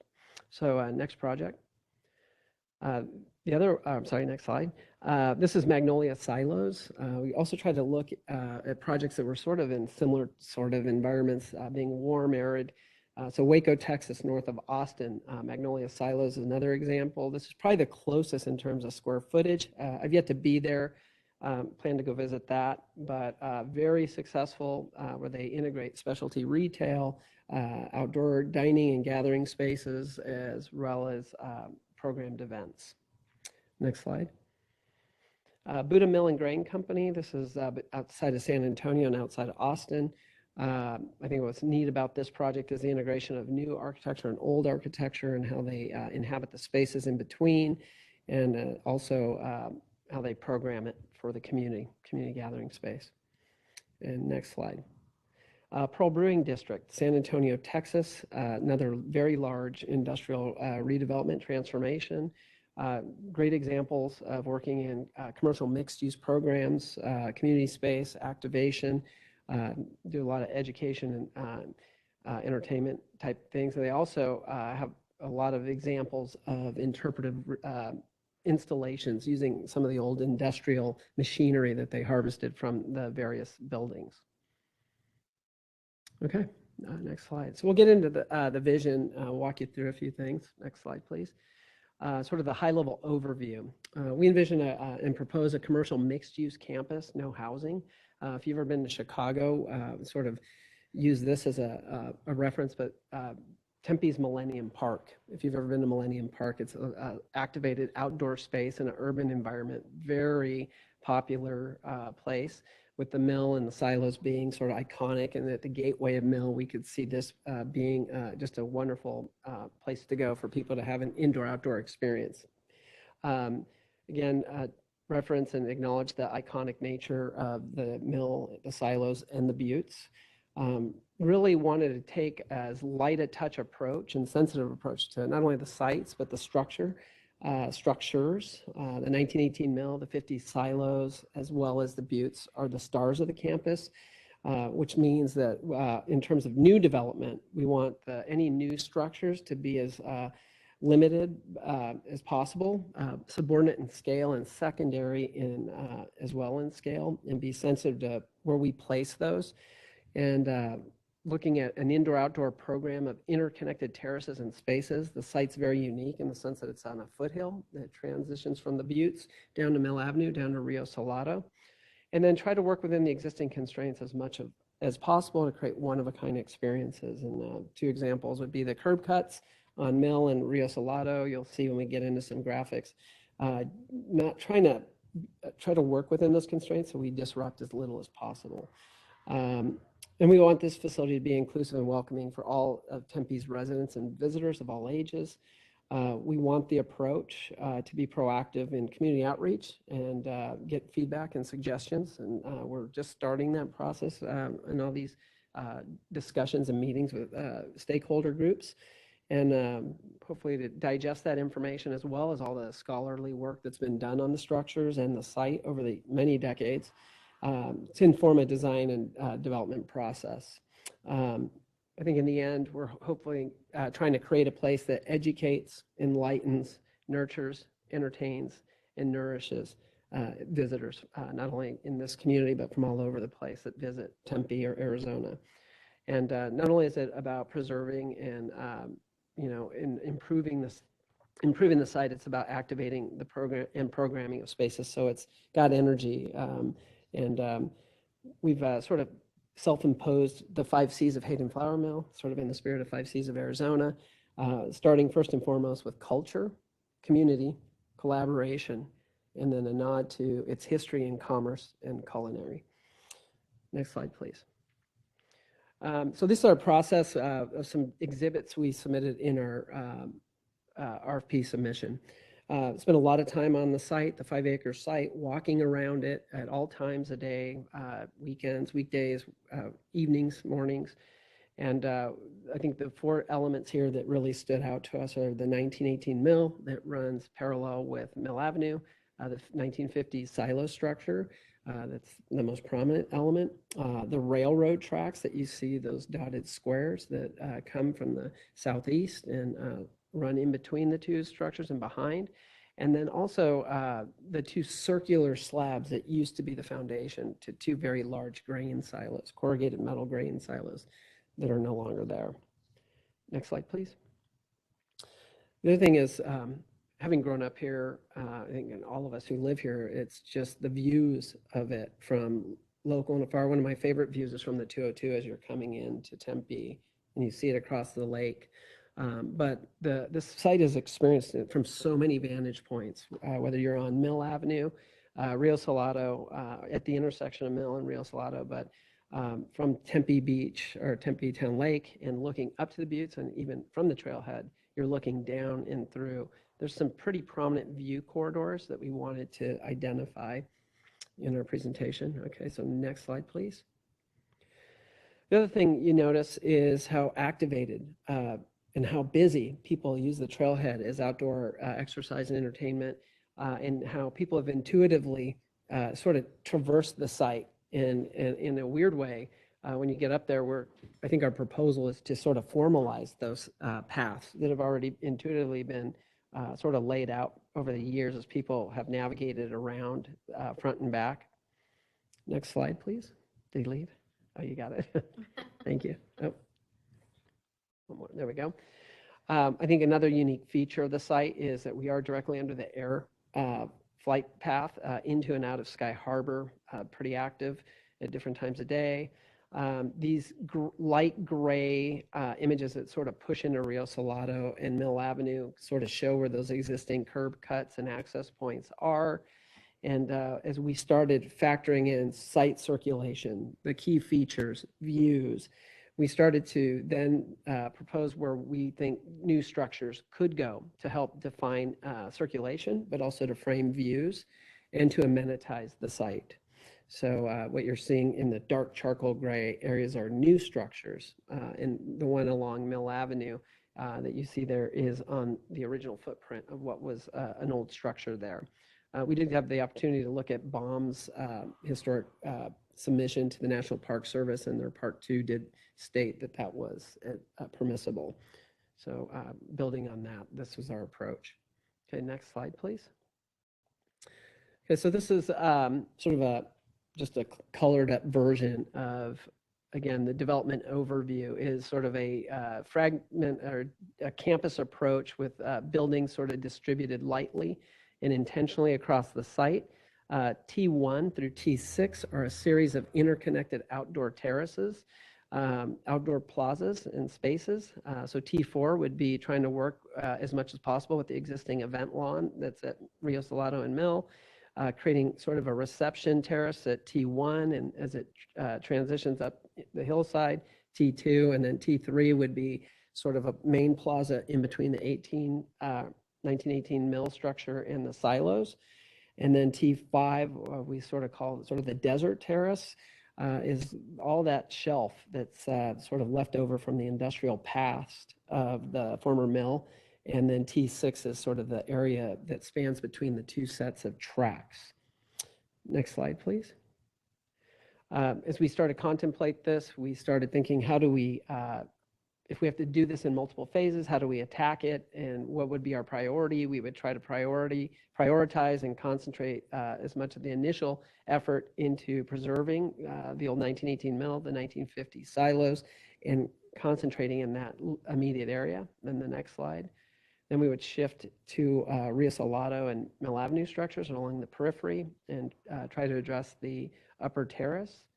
And then the next slide would be coming up with some sort of landscape, hardscape approach to the terrace 6 between the tracks. Okay, next slide, please. One thing I will say, the other element here that I didn't address is sort of this idea of a water feature in between the two structures as a nod and acknowledgement to the old Kirkland McKinney ditch that actually served the mill to power it. We thought that would be a great opportunity in there to introduce moisture and atmosphere in between the two structures, but also to use it as an interpretive element to teach about the preciousness of water to this region, the Salt River. I think it's a great opportunity to talk about that and how the mill functioned, why it was located here along the river. Okay, next slide, please. Next slide, please. So we intentionally did not commit to any architectural direction. I felt it was premature without having meaningful conversations with the various stakeholders in the community.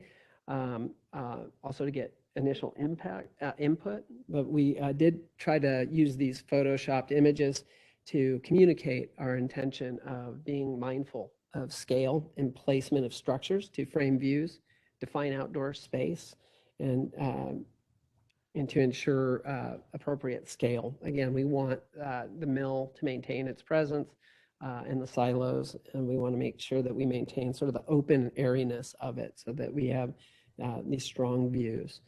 And Again, new buildings are subordinate and secondary. All right, second, our next slide. You can't look at the structures without taking into context the buttes and the beauty of the context as you get this desert environment, butte in an urban environment.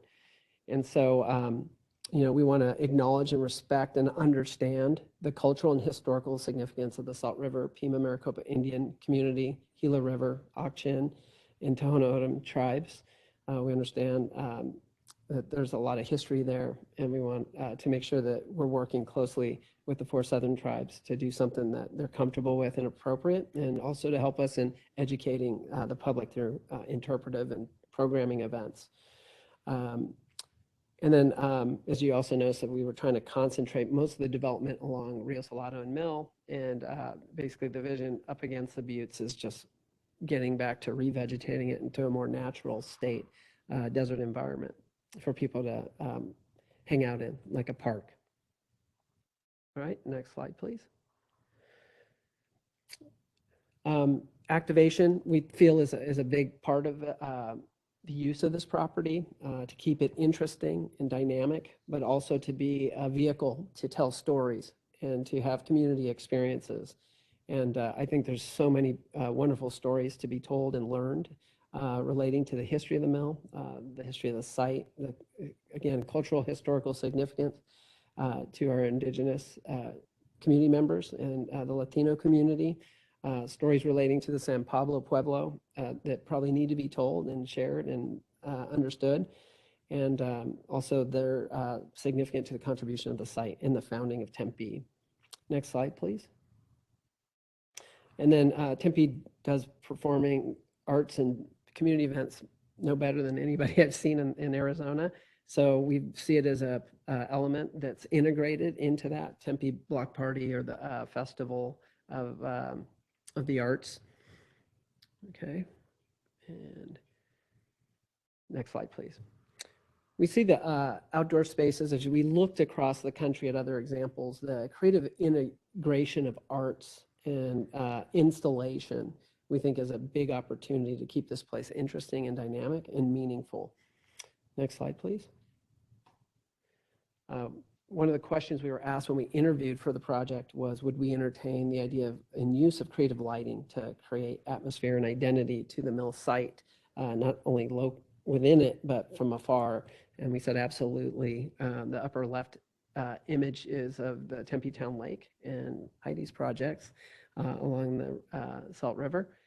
And then below it is an example of how the Desert Botanical Gardens has used and woven art into some of their experiences that they offer visitors. So yes, I think the only thing we have to be mindful of is that we are under a flight path, and I'm sure we just got to be intentional about that, and certainly within reason. Next slide, please. Again. So financing projects like this, are challenging, and it takes a village. But we like how we set up our development strategy in this sort of campus and fragmented approach, because we've created a ton of opportunities for people to step in, organizations to sponsor or to fund certain aspects of the project.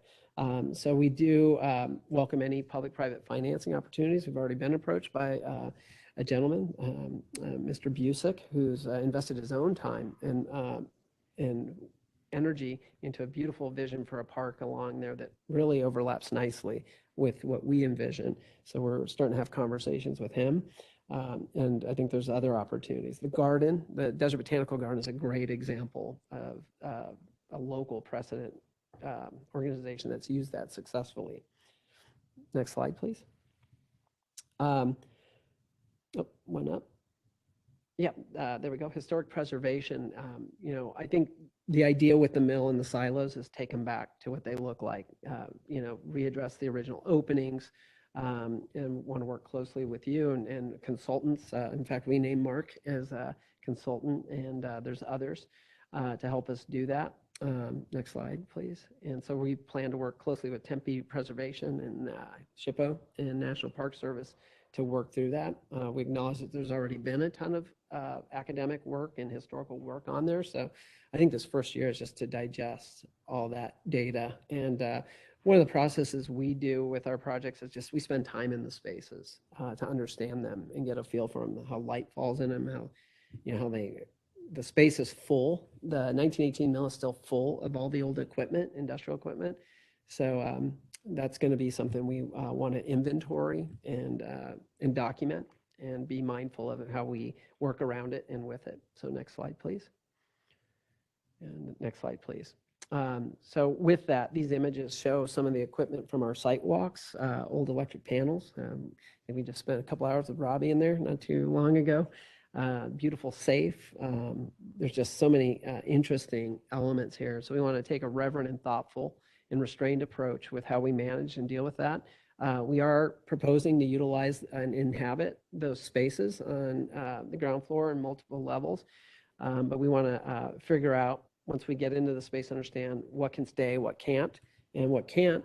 We want to find creative ways, whether we donate it or use them around the site or even around the city was a suggestion we had from one of the other boards and commissions to educate on the process of milling, but also creatively in arts, interactive arts installation or interpretive features that could be utilized around the site.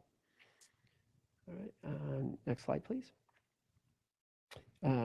Going back to some of those precedent examples, I think that's what stood out to me with some of them. It was how they left infrastructure from their industrial past and integrated them creatively into these public spaces, as art, as interesting features, as interpretive elements. And Hotel Emma are the images at the Pearl Brewing, use them in their main lobby.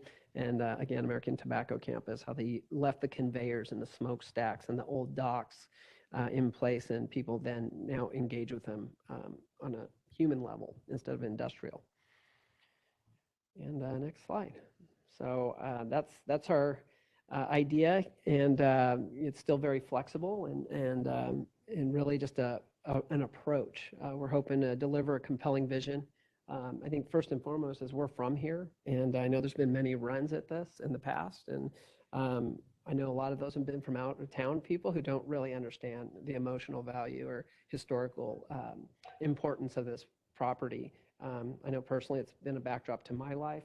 My grandparents lived right next to Clark Park behind Tempe High, and I grew up here, went to ASU, studied architecture, got my degree in architecture, and it's just always been backdrop in my life. So for me, it's personal, and we want to do something that we'll all be proud of. So anyways, thank you for the opportunity to present tonight, and happy to take any questions. Great, thank you very much. Sure. Really good presentation. A lot to digest Yeah. here, obviously. And I mean, this is the first time, obviously, the commission has seen your vision. So first of all, thank you very much.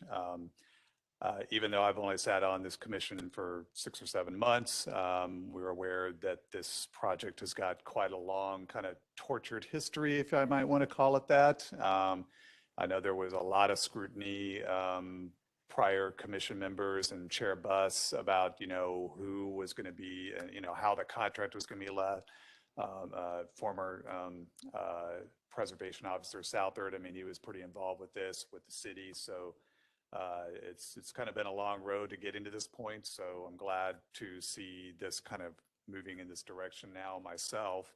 And I do know that Chair Buss, I mean, he was on the prior committee that looked at I think the RFP and some of the initial proposals. So I know he was involved with that as well, and he seemed to be pretty happy with how that was going. That was kind of one of the last things he was actually had done with the commission before his term was ending. So, before I make any more comments and get just input from the rest of the commission, can I just ask, is this just sort of an FYI at this point, or are you looking for any kind of action in particular or motion at this point? No, I think right now we're just introducing us and sort of the big idea, and I think it's the start of a very involved process going forward. Excellent. Yeah. That's really good. Well, since I'm chair, I get to make some of the first comments, and I'm going to take the opportunity. That's right. So, just first impressions here. I really like how you're prioritizing the historic structures, and these are obviously for the Anglo-American history of Tempe. I mean, these are obviously the critical structures in the founding of this city. And I mean, everybody involved with this, I think, understands the importance of that. So I'm very pleased to see you all having that kind of front and center and keeping them front and center. And as you're talking about it, kind of the lightest touch possible. And I know you're not committing right now to any particular architectural style, and I'm sure we'll see more of this as you go forward. But I'll say just my initial impressions is I like how you're kind of structuring that to enable that the buildings and the structures are kind of still be visible, kind of front and center, and you're maintaining that kind of focus on there. So generally speaking, I personally like how that's going. If you could just to kind of since we know we're going to be seeing more of this, I'd like to kind of talk more specifically from my own comments about the historic structures themselves. So could you talk a little bit about, I mean, you touched a little bit on it. You said you are going to try to integrate it into some usage, at least of parts of these structures. So could you talk a little more about what you're thinking in terms of what type of rehabilitation or work that's going to be needed to be done, and then kind of what sort of usage you see moving forward with the act, like mainly the mill and the silos? Sure. Yeah. The 1918 mill has about 5,000 square foot plates, and there's about 3 pretty functional, usable floors. The ground floor on the mill has a grade change, which is pretty interesting. That's going to be unique. Where you enter on mill, but when you go up the stairs, you could actually probably slide the door open. I think we're a little, what did we determine, about a foot or 2 down from the grade level in between the silos and the mill. So the building's going to need to be studied in section for sure, and how that functions. But I think ground level is probably potentially a food and beverage element, or cultural, maybe a museum or element like that. I think the second and third floor, they're beautiful spaces and have nice volume, lit from 4 sides, and they're just bunkers. They're cast reinforced concrete. They definitely are going to need some structural love, just from penetrations and stuff like that, but they're just gorgeous. A lot of the openings have been manipulated over time, either windowsills cut out and stuff. I think the idea would be to really study the old elevations and try to get it back to what it was. And I think what I'd like to do is understand how the mill actually was utilized, like what functions were on each floor, because I think that will be really interesting to tell those stories, but also could inform creative solutions for design. When you get to the upper floor that sort of services the roof deck access above the 3rd floor, the volume up there is beautiful. It's like 20-foot ceilings and just gorgeous structure. And I think we discovered something we didn't notice the first time is it's all cast in place concrete, except there's this one section on the 3rd and 4th floor that has these like glue lam beams. That's like laminated timber. It's just a section of floor, top to bottom. You can tell people have tried to burn this mill down, and I understand it's the 3rd structure because the first 2 did burn down. So it'd be interesting to understand why. Why, that was my first question. Why was this here? And it could be beautiful and integrated as is. There's definitely been some weather damage over the years, vandalism. There's areas in there that are charred that'll need to be addressed. And then as you get up higher, it's just like an octopus of tubes and augers and machinery. So really not sure what, especially these upper level, the upper floor and on the roof, those were added at certain periods. I don't know exactly when. We probably have to go back and look at old photos. But in the history of some of the old images, there was a ton of tanks and machinery on these roofs. So that's that for the 1918 mill. I think we would like to have an activated roof of some sort. The views from up there are phenomenal of mill and of the lake and beyond into Phoenix and the McDowells and all the mountain ranges. As for the 50 silos, there's really not much space in there that like that we've at least discovered. We went in, there's like a garage. You see it at the toward the bottom right. It has 2 overhead doors. When I believe trucks probably drove through it, there's a conveyor and grate underneath it. They probably belly dumped grains, and I think it went to the grain elevator up. And then I think there's a lateral conveyor. They called it the conveyor room at the very top of the silos. And I think that took the grains and dumped them. Sunt Construction, and once we were announced, a ton of people have already offered really neat studies, but they did a full structural analysis for Baum, who was going to do a hotel in it. And my best description of it is imagine empty paper towel tubes glued together and then with like a cone at the bottom of them. And so that's how they are. There's no like internal hallway. Somebody did some destructive testing. We went into the elevator grain lobby, which is about 600 square feet, which is really interesting because you see the insides of the tubes, and there is an old elevator that goes up that shaft. Hopefully Robbie will help us find a way to go all the way up. I'd like to go up there and see what it's like. And there's definitely some big spaces up there. But again, I think those are small spaces that could be interpretive to learn about milling and the history of the area and the site.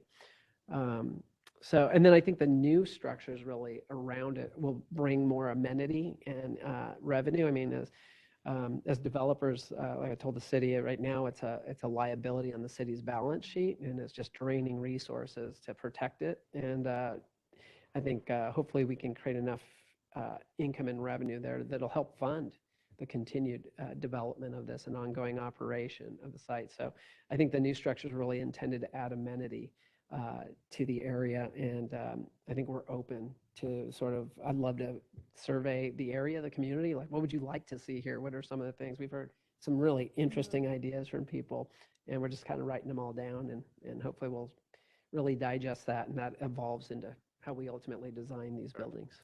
That's good. Okay, thank you. Yeah. And so you mentioned that you are going to have Mr. Vinson's company working with you in the consulting capacity, we reached so- out to him. He's offered, there's other architects that have done a lot of historic preservation that I think Don Ryden's thrown his name in there, and Roger Brevor, and all these. I think it's fun to have people that we've worked with in the past willing to offer their 2 cents and guidance on it, because we're going to need it. Yeah, I mean, well, no, that's good. And I mean, clearly, I mean, you've already mentioned that you've been in, touch with the SHPO and others in regard to the register eligibility, and, obviously having someone on hand for, your preservation tactics and how you're going to approach that. I mean, it sounds like you're already thinking about that, so that's good to hear. Just real quick, I'd also like to just ask a little bit, so you're mentioning about pursuing a National Register nomination. So currently it's register eligible, but it is not actually on the National Register. From what we saw, the part 1's done, and there was a part 2 completed by Baum with some really good feedback from National Park Services. We'll probably have to revisit that. And so like, as we get through this process, we're going to start thinking about who's our team, and then really sort of get clear on how do we bring this back to Park Services, and probably start with SHPO. I'm going to reach out to them first and find out who our point is there, and start working with them and in our consulting team and brainstorm what do we think is the best approach. But clearly they've seen this project before in Washington, so we'll see how it goes. Good. Okay. So yeah, no, I mean, that's really good to hear on that. And I guess at this point, I hear you already talking about a possible museum or other kind of educational kind of things, and I would certainly like to put in right off the bat. I mean, there's obviously a great opportunity here for some educational and historical, there's no doubt. Opportunities. So it's good to hear you're already thinking about integrating that. I'm sure that will go a long way. I probably asked some other things, but let me open up the floor to the other commission members and see if anybody else has any comments or questions. This is Commissioner Montero. Very interesting presentation. Thank you. You bet. Thank you. I have a couple of questions.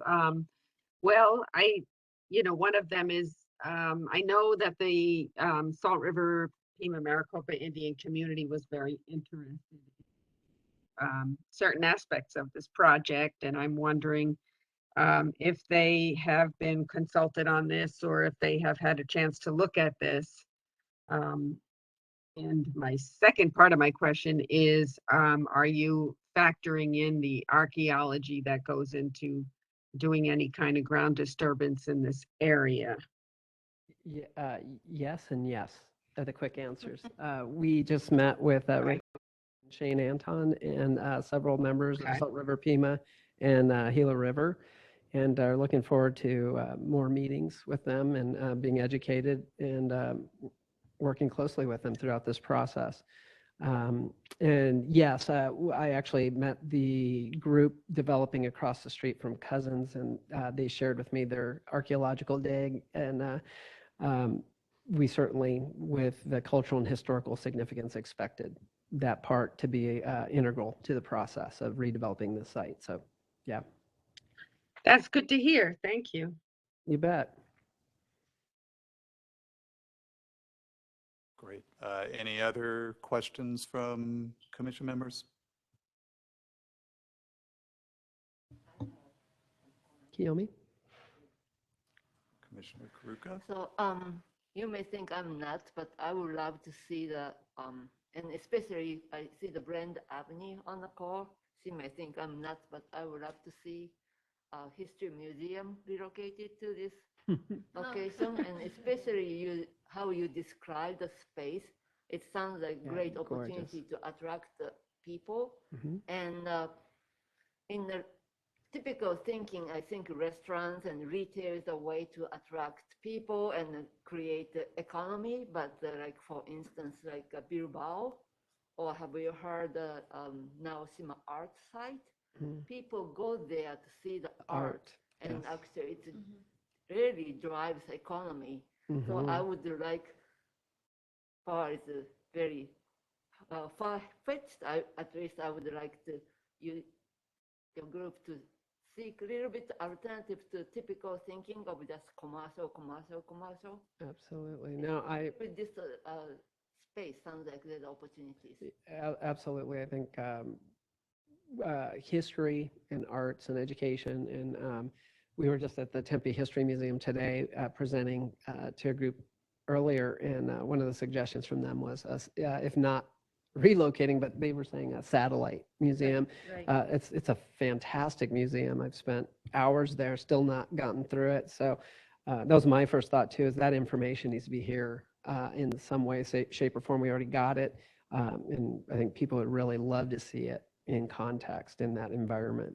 But love the idea of art in space, and also as we start to talk to design teams, that the architecture is meaningful as well and beautiful, but I keep telling them elegantly understated. You know, again, the stars are here, but I think there's opportunity there architecturally to talk about our region and design and arid environments, and also to speak to the history, building materials, and the site specifically has a lot of great fodder for inspiration. So. If I may add, I would also like your group to, I'm sure you have selected good architects here. I see the list, so I'm sure they will do. But I would like that corner at the Mir and Rio Salado to be careful, because we have great view. Like you had the first picture, you see the view from the corner. To preserve the view, we've been losing all the view corridor with all these high rises. Of course, yeah. We can't see the view anymore from town, so please pay attention to the view and absolutely, yep. To keep the view. Thank you. Vice Chair. Been working on this site for 4.5 years. I know. I bet. I'm like, I can't wait to hear David's stories. Great presentation. Oh, thank you. Great approach. Thank you. Two things really stand out to me about why this has a great chance of being successful. Number one, all the other developments we've ever pursued on this site had two things working against them. Most of them were trying to put 30 pounds of peanut butter in a 10-pound bag Amen. because financing, everything else dictated it. You know, the city owns the site now, you know, $1 a year for a 99-year lease that gets you tax advantages as well, can overcome that. So your low approach, I think, has the greatest chance of being successful. You're not trying to overbuild the site. One things that I've seen so far, I don't see one parking space. I hope that remains true. Yes. You know, people don't Us believe, too. people don't believe it, but there's some 30, probably closer to 40,000 parking spaces at the current time in downtown Tempe. Yes. You know, you can park anywhere. Yeah, you have to get out and walk, but what a great place to take a walk. Walk to. I mean, I remember many times that Mill Avenue was voted the best place in the valley to take a walk. Absolutely. This would add to that. So the approach, making this transit-oriented rather than automobile-oriented, a good commercial of public space, including museums, versus commercial space that is there to pay the bills. And who doesn't want to, when you've walked around looking at the museum, you want to sit down and have something to eat or drink. The mill, yeah, it's problematic. I mean, the silos, the most problematic. You know, all the old solutions built huge structure adjacent to it, penetrated the backside, some intermediate use there. I think just treating them for what they are. You know, I'd be real curious to see what these previous studies said about the structural integrity. Would concern me the most. Hopefully there's no flour dust in there anymore. I know. So we won't see it blow off the map one There's day. a lot of pigeon dust in there. But, you know, not really to say, I'd like to see this and I'd like to see that. I'd really like to see as little as possible so that this site, especially built in phases, is appropriately developed. There's not a damn car in sight. Other than, I understand you got to service these buildings. Sure. So there will be service, but, you know, I'm handicapped, but I don't need to park next to this building.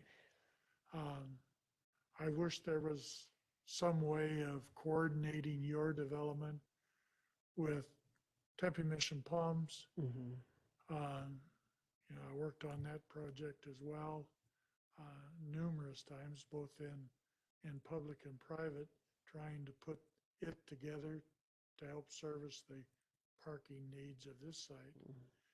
But that again was from the standpoint of the development proposed was so overbuilt that it demanded that it have parking adjacent to it. So you got multi-level parking structures on Tempe Mission Palms parking area. Just low key, keep it low. Don't overbuild the site. Don't park the site. We got enough parking. We got great transit, even more about to open up. I congratulate you on what I've seen so far. Thank you. I wished I was negotiating the agreement with you. But I've been looking for this stepping stone or connecting piece, lintel if you want, between downtown Tempe and Real Salado. Like I say, 45 years now, and I hope you're successful in moving forward with it. Wonderful. Thank you so much. Thank you. Yeah. Yeah, I think just addressing something you said there, there's questions that have come up from everybody, parking being one of them. And I think what's extremely attractive to this site is its multi-mobility and its access from bike, scooter, ride share. I mean, we have rail right there. We have the streetcar right at the front door. We're so fortunate to have that. And so it's been liberating to not worry normally about car. And even as developers, like we are always dealing with land basis, like you said, we get in. And so it's kind of liberating in that effect to be able to really push it. You know, let's really try to do as little as possible to this site. So we do just enough, and I think that's the mindset we're trying to carry forward. Clean it up and invite the community in. That's it. Yeah. Thank you. Good comments, Vice Chair. Any other comments from the commission? This is Commissioner Williams. Yes. I have a comment. Hello, Lorenzo and Heidi. I just want to answer Commissioner Montero's question that yes, Maria had sent an email introduction to the Hill River and Salt River Tribal Historic Preservation offices to kind of get things going in the conversation with the Autumn communities. And we did meet, both staff have met with Lorenzo and Heidi and the team and received the presentation, and it was a good meeting to start. And of course, there's going to be hopefully future meetings to discuss the cultural appropriateness related to the Butte. And I think, Lorenzo, you know, when you mentioned the line of sight from every area, you know, I think that's important for all of us. And I know that Commissioner Kuroka, I'm sorry, but she too, you know, her comment too, the view shed is very important, especially traditionally, culturally. It's important, you know, for the communities to have a line of sight to Oid Butt, Tempe Butte, because it's a place in our traditional stories. It's a place in our traditional songs, and we want to ensure that it's not further blocked from our view. And also for, you know, I do hope that we can continue to have conversations with not just Hill River and Salt River communities, but also with the 4 Southern tribes, and but to get everybody's viewpoint and ensuring that there's cultural appropriateness to this space. Thank you. Wonderful. Thank you, Raylan. Thank you, Commissioner Williams. Excellent comments. Any other comments from other commissioners?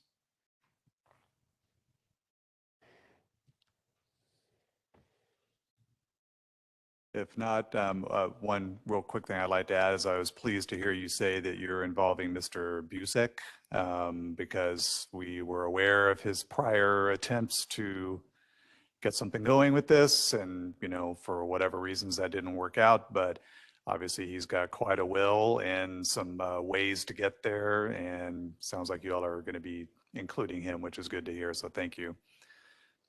Okay. Without further ado, I guess we'll accept your report as presented, and we'll look forward to hearing more about this project for sure. Sure. Thank you. Thank you all. Okay. Thank you. Thank you.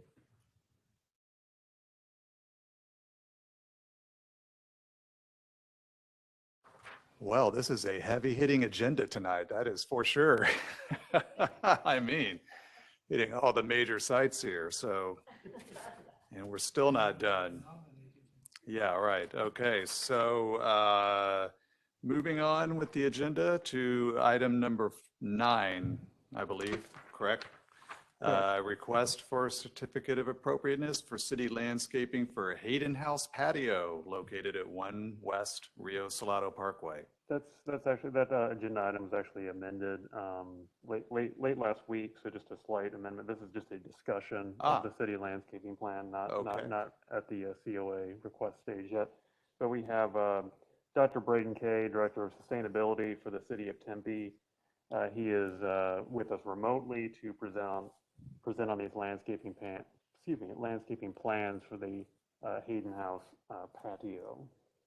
Very well. Awesome. Good evening, Commission. If you're able to give me an ability to share screen so that I can share content, awesome. Great. Commission, great to be able to join you this evening. As I said, Braden Case, Sustainability and Resilience Director, Office of Sustainability and Resilience here at the city. This issue came across my desk relatively recently in the last few months. First of all, I want to congratulate you for all the work that and guidance that your commission gave in making sure that we were, bringing the Hayden House into this new era, and very exciting to see the Hayden House and what a wonderful celebration that you were able to have this weekend there. As you know, we have a very important city partner, the Downtown Tempe Authority, occupying the Hayden House, and really excited about their presence in the building. They're really interested, in being stewards of the building. They understand the historical importance of the building, the cultural importance of the building. And they're trying to find ways to, have revenue and be able to attract people to the house and be able to host people at the house. And one of the challenges that they brought to the city was, the fact that there's very little shade in that back patio. So you'll see we have attached a letter of support from the Downtown Tempe Authority and Cape Borders. They have come to the city asking for some additional shade and landscaping in that back patio. I happen to have some grant money that we've been utilizing for sustainable landscaping and climate adapted landscaping. You might notice the median at 12th Street and Mill, Thu Elementary School, McClintock High School. We've been able to use grant funds to bring native and sustainable landscaping to a variety of sites across the city in the last year. And so we approached this idea of trying to have some use that grant for some additional landscaping in the back of Hayden House.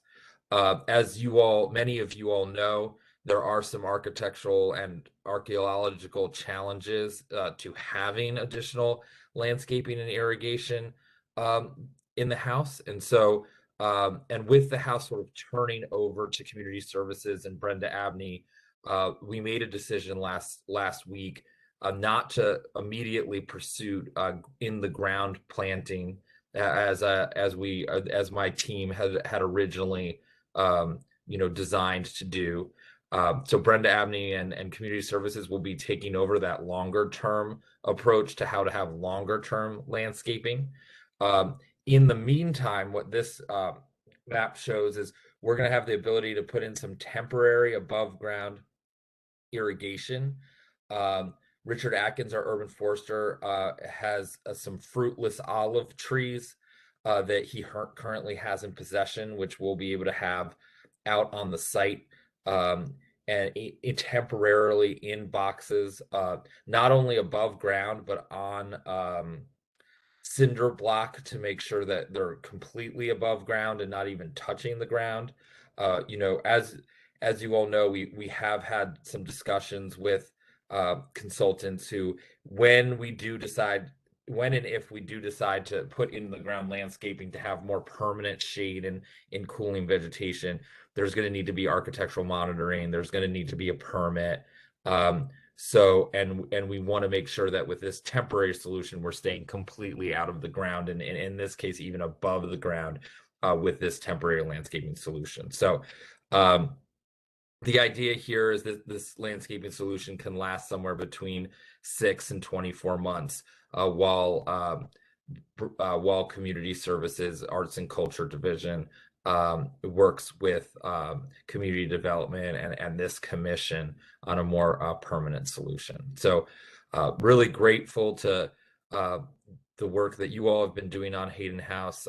Great to have Zach on board in his new capacity, and very grateful for the hard work that Robbie Aaron has put in this interim role since Mr. Southard left the position. So they've been great stewards of the Hayden House in their new and interim roles, and have been very helpful in terms of guiding us into this temporary approach in a very solution-oriented and pragmatic manner. So with that, I'll take any questions, but looking forward to seeing what community services and community development do with this project moving forward, and glad we were able to use some grant funds to find a temporary shade solution for a very important city partner in the downtown Tempe Authority. Thank you, Mr. Kay, for the report. And if I could get you or Zach just to go back and clarify, so what are we being asked? Is this an FYI, or is there some action we're being asked for now? 'Cause I didn't This is get an the revised FYI, just agenda. like and Zach, correct me if I'm wrong, but this is an FYI to let you know that we're just putting an above ground temporary solution, and then we'll be coming back to you for a support of the long-term plan. Did I get that right, Zach? Right. Yeah, that's correct. Yeah. So at this point, due to the temporary nature of what's being proposed here, and the fact that there isn't going to be any kind of ground disturbance, there isn't a need for anything formal or a resolution or a certificate of appropriateness. That would come later, potentially, when something of a more permanent nature were on the table. When Dr. K comes back with something more permanent. But yes, at this point, it's merely kind of informational, explaining that this kind of temporary solution is going to be happening and put into place. So, and to certainly invite any comments from the commission regarding suggestions, certainly. Very well, thank you. And I just like to add that I did attend the opening ceremony this weekend on Sunday, and I was very pleased to see not only the renovated house, but also the honors given to Mr. Jacob Butler on his design of the fence and the involvement of the Salt River Pima Maricopa Indian community with the festivities and the acknowledgments. I thought it was very well done, and I applaud the city and the others who were involved with that, so thank you. Okay, thank you very much on that then, and I guess we'll be standing by at some later point to hear if there's going to be more to that. Okay, thank you. Okay, moving on to the next agenda item, number 10. And I've still got this as a request for a certificate of appropriateness for restoration of historic structures at Moore Park, located at the intersection of Mill Avenue and Curry Road. That's correct, yes. So the applicant is the City of Tempe's Community Services Division, specifically the Parks and Recreation Department. So presenting remotely, we have Aaron Kirkpatrick, Capital Improvement Project Coordinator for the city.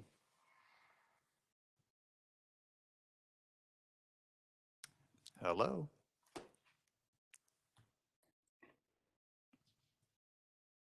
Good evening, Commissioners. I am Aaron Kirkpatrick, Capital Improvement Program Coordinator for the Parks Department in the City of Tempe. I also have Craig Hayden joining us, Deputy Director for our Parks and Recreation team. And I appreciate the chance to speak to all of you tonight. I know it's late, so I won't take up too much of your time. This is regarding the Moore Park project. We were in front of the commission last February with this project. And at that point, we were looking for advice on whether or not to amend or change or replace the upper ramadas in Moore Park. And so, thanks to your input and some of the historic information we received, we have made sure to put the project in a different direction. We are just looking at restoration and some revision of those ramadas. So I just wanted to update everybody on this. And then I think the staff report that you have is really thorough in assessing our plan set. John and Robbie have been present throughout all of the planning and design for this project as well. Zach, do you have the presentation to pull up? I do, and I'll have that pulled up just momentarily. Sure.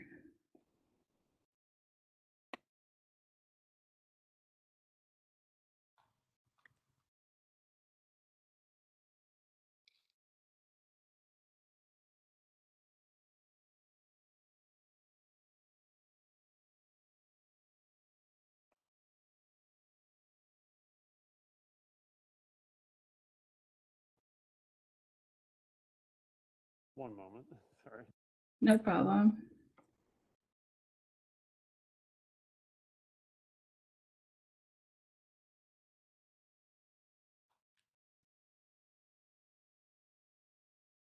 Okay, and I'll go ahead and advance the slides for you. Just tell me whenever you're ready. Okay, yeah, go ahead. Yeah, so just briefly, I'm going to go over the location of the park for those of you who may not be familiar with it, a little bit of the background and history. Most of that is also in your staff report. The project scope and where we're at with the plan review at this point. So next slide. So Moore Park, if you are familiar or not, it is at the southeast intersection of Mill Avenue and Curry Road. The park itself is actually in two parts. So the part of Moore Park that we are looking at with this plan is the southern section.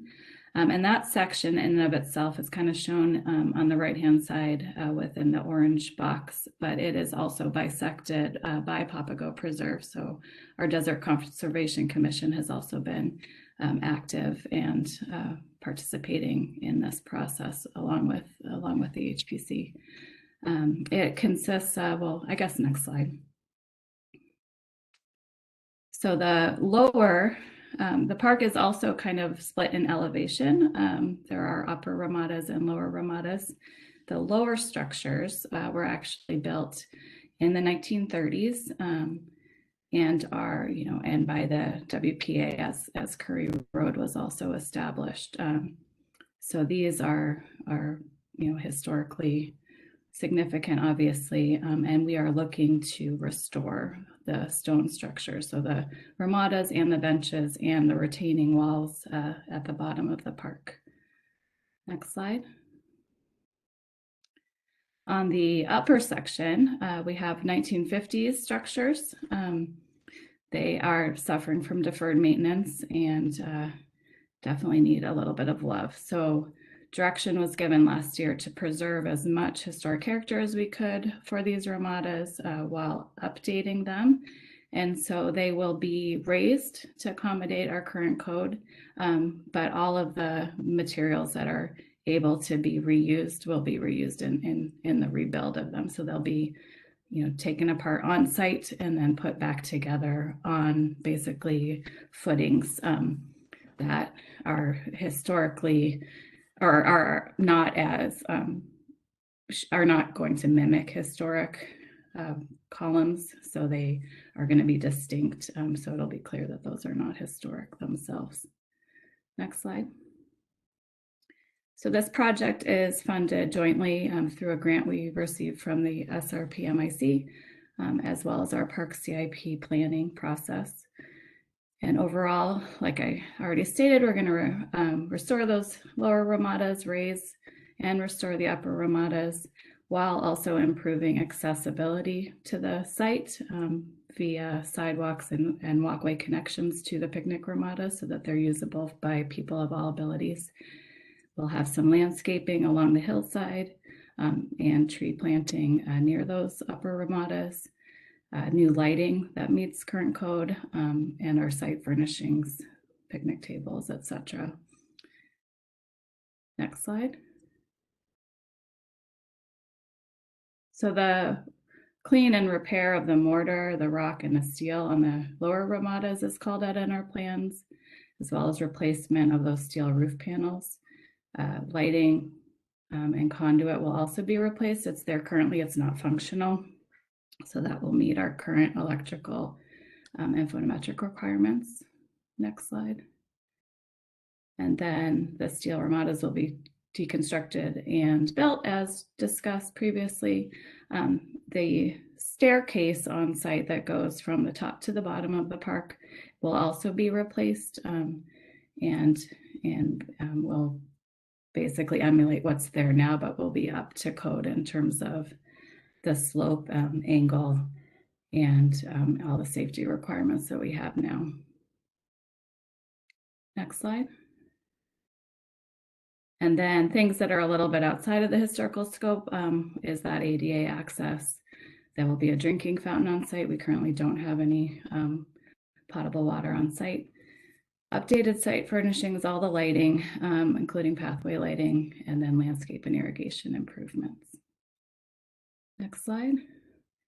So at this point, we are in what we call the 100% plan stage. We have almost our final documents. They will be moving through development review with, the certificate of appropriateness as you deem, whatever conditions you deem necessary for that. We will move then into the final permitting. The bidding will be using a JOC contractor for this project, and all of the archaeological monitoring required will be done through the scope of construction as well. So there'll be opportunities for the HPC or for Zach to weigh in on anything that we have questions about in the field in terms of mortar, matching paint colors. If there's materials that are harder to source than others, we would be coming back to the commission and definitely to staff for input on those things as well. Next slide. And that's it from me. So if anybody has any questions, concerns, we're here. Thank you, Ms. Kirkpatrick. Good presentation. And I got every bit of information that I had any questions on settled there. So thank you very much. Appreciate it. So any questions or comments from commission members? No, Commissioner Montero, this is Commissioner Montero.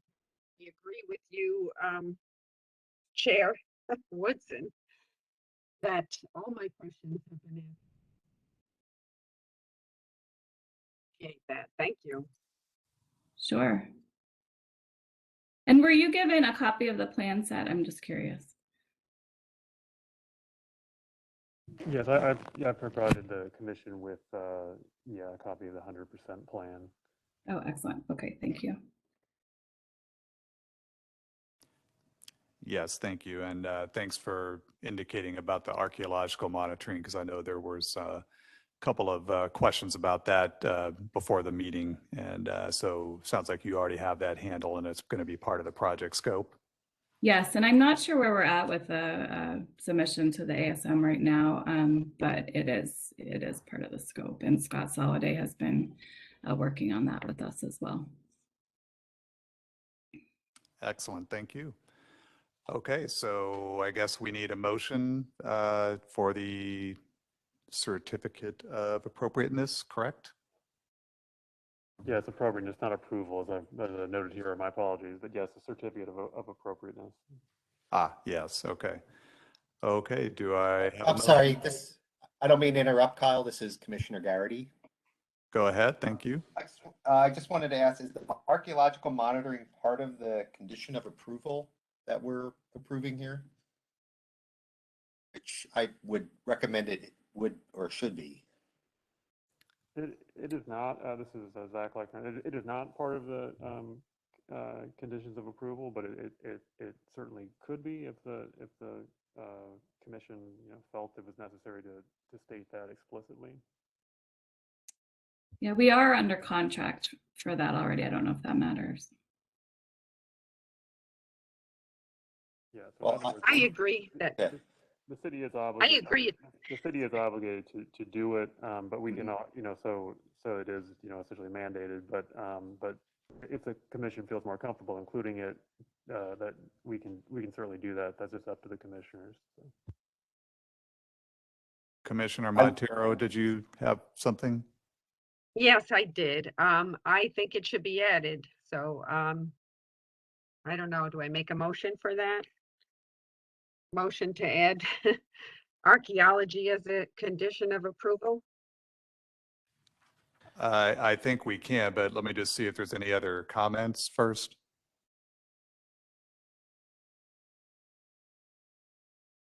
Hearing none, I mean, I would support adding its appropriateness because it's also a historic property, a potential historic property there. So I would say we would add it. When you make whoever makes a motion, which is as part of their motion, move to add that condition to the other conditions of approval as part of their motion, and then you can go there. So as opposed to voting it on separately. So move. Okay. This is Commissioner Garrity. I can make a quick motion if you would like, Chair Woodson. Yes, please. Okay, I motion to include archaeological monitoring as a requirement for the Moore Park rehabilitation project. Hopefully, does that work? You can make a motion to approve the whole thing with an added condition for archaeology. I think that would be better. Okay, I make a motion to approve the conditions of appropriateness pending the addition of a requirement for archaeological monitoring. Do I have a second? Second. Okay, we'll do a roll call. Okay. Vice Chair Fackler. Aye. Commissioner Garrity. Aye. Commissioner Gilbert. Aye. Commissioner Karuka. Commissioner Larson, not here. Commissioner Montero. Aye. Commissioner Williams. Aye. And Chair Woodson. Aye. Okay, the motion passes for the certificate of appropriateness with the additional condition of approval. Excellent. Thank you all. Thank you.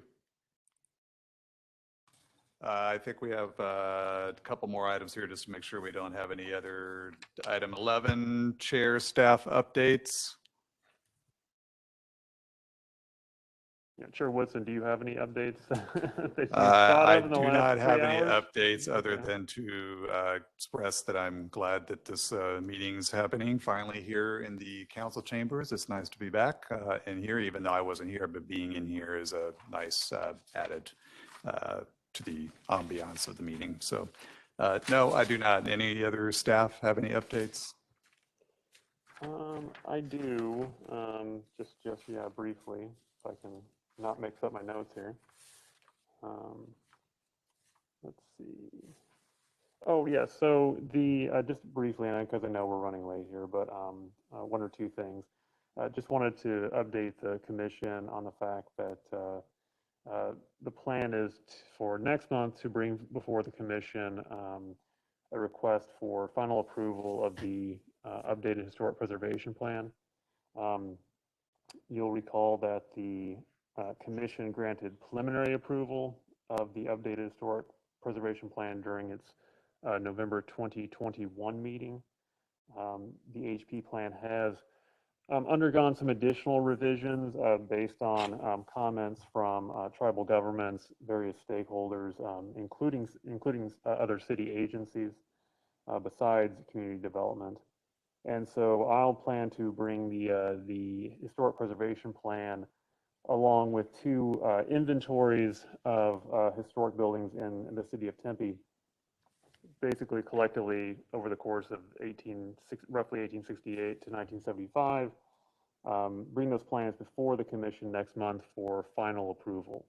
So those kind of the HP plan and the two inventories will be wrapped together in requesting approval. If it's approved, those are approved by the commission next month. Those would move on in the coming days. I think perhaps as soon as a week or so later. I can't remember exactly when the next council meeting is in May, but at the end of the month, I would bring that before City Council for approval. And then the historic preservation plan, the new plan, would go into effect. The city, I also just wanted to mention, I think as you're aware, as Mr. Southard had informed you on other occasions, the city has commissioned Logan Simpson to complete a blanket monitoring, discovery, and treatment plan. This project was delayed, unfortunately, by the pandemic. And so it's still a bit in its early stages. Logan Simpson is still working on gathering information to complete the plan, perhaps by later this year. But that's still ongoing, while the HP plan is, that final draft is almost done, and then the 2 inventories have been completed for some time. Just one other announcement, just to mention quickly. Just today, I received some information from the Arizona State Historic Preservation Office directed to the certified local governments, the CLGs of the state, of course, which the Historic Preservation Commission is one. There is a Historic Preservation Fund pass-through application, which is certified local governments are eligible for. 10% of all historic preservation funding through the federal government has to be legally mandated to be allocated specifically for projects carried out by certified local governments. And these projects can be myriad. The one stipulation is that they cannot be brick and mortar projects, but just to give you an example, they can help to fund context development, survey and inventory, preservation plans, ordinance updates, National Register nominations, a whole variety of things. As much as $20,000 can go to a successful application. They have to be matched. Those funds that are requested have to be matched by up to 40% from another source. The application for this year's round of pass-through grants from the Historic Preservation Fund is June 24th. So I just wanted to alert the commission to that. I'll be sending an email to the commissioners later this week with just more information about that. I just wanted to inform you of that and just kind of get your feedback. Within the Historic Preservation Office, we'll be talking about maybe some different ideas, different perhaps projects that we might kind of consider funding, but I would definitely want the commission's feedback on that, and that's potentially something that I can bring again to next month's meeting as well. So this is just informational. Not necessarily looking for anyone to jump in with all-star ideas at this point, but just wanted to let you know that that's on the horizon. So, and then that's the only other staff update that I had. Great, thank you very much, Zach. Okay, just move on then to item number 12, current events, announcements, and future agenda items. Are there any members' announcements or staff announcements? This is Jared Smith at over at Tempe History Museum, and I've got some announcements I can give right now. Okay, thank you, Jared. Proceed. All right, thanks very much. So just some quick things since we're a little late, but we've added new staff members. We've got 2 new full-time staff members. Brianna King is our coordinator position, coming in helping with public programming and things like that. Jen Sweeney has joined us as a specialist, heading education and programs related to that. We have a new part-timer at the front desk, James Padusis. And if I said James's last name wrong, it's on me because I'm part Greek myself. Let's see, we have performances at the museum coming up to keep an eye on, April 22nd, May 6th, and May 20th. Those are all Friday shows that start at 7 p.m. They're all free. They're all inside with air conditioning, so keep that in mind. And the last thing that I will add is that we have a new exhibit opening, and that's going to be an exciting exhibit coming up. The official opening night is April 26th, and that is the Tempe Sister Cities exhibit, 50 Years of Citizen Diplomacy.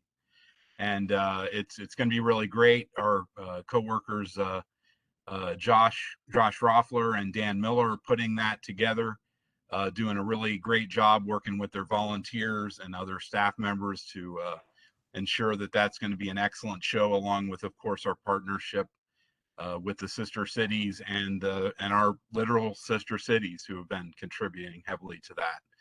So keep an eye on the calendar. I think there's even another opening for that. Well, anyway, it's definitely open on the 26th. Keep an eye out, and we hope you'll come join us. And that's all I have.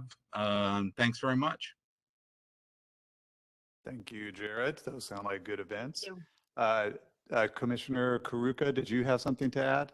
I just like to ask, so I went to the open house event Sunday.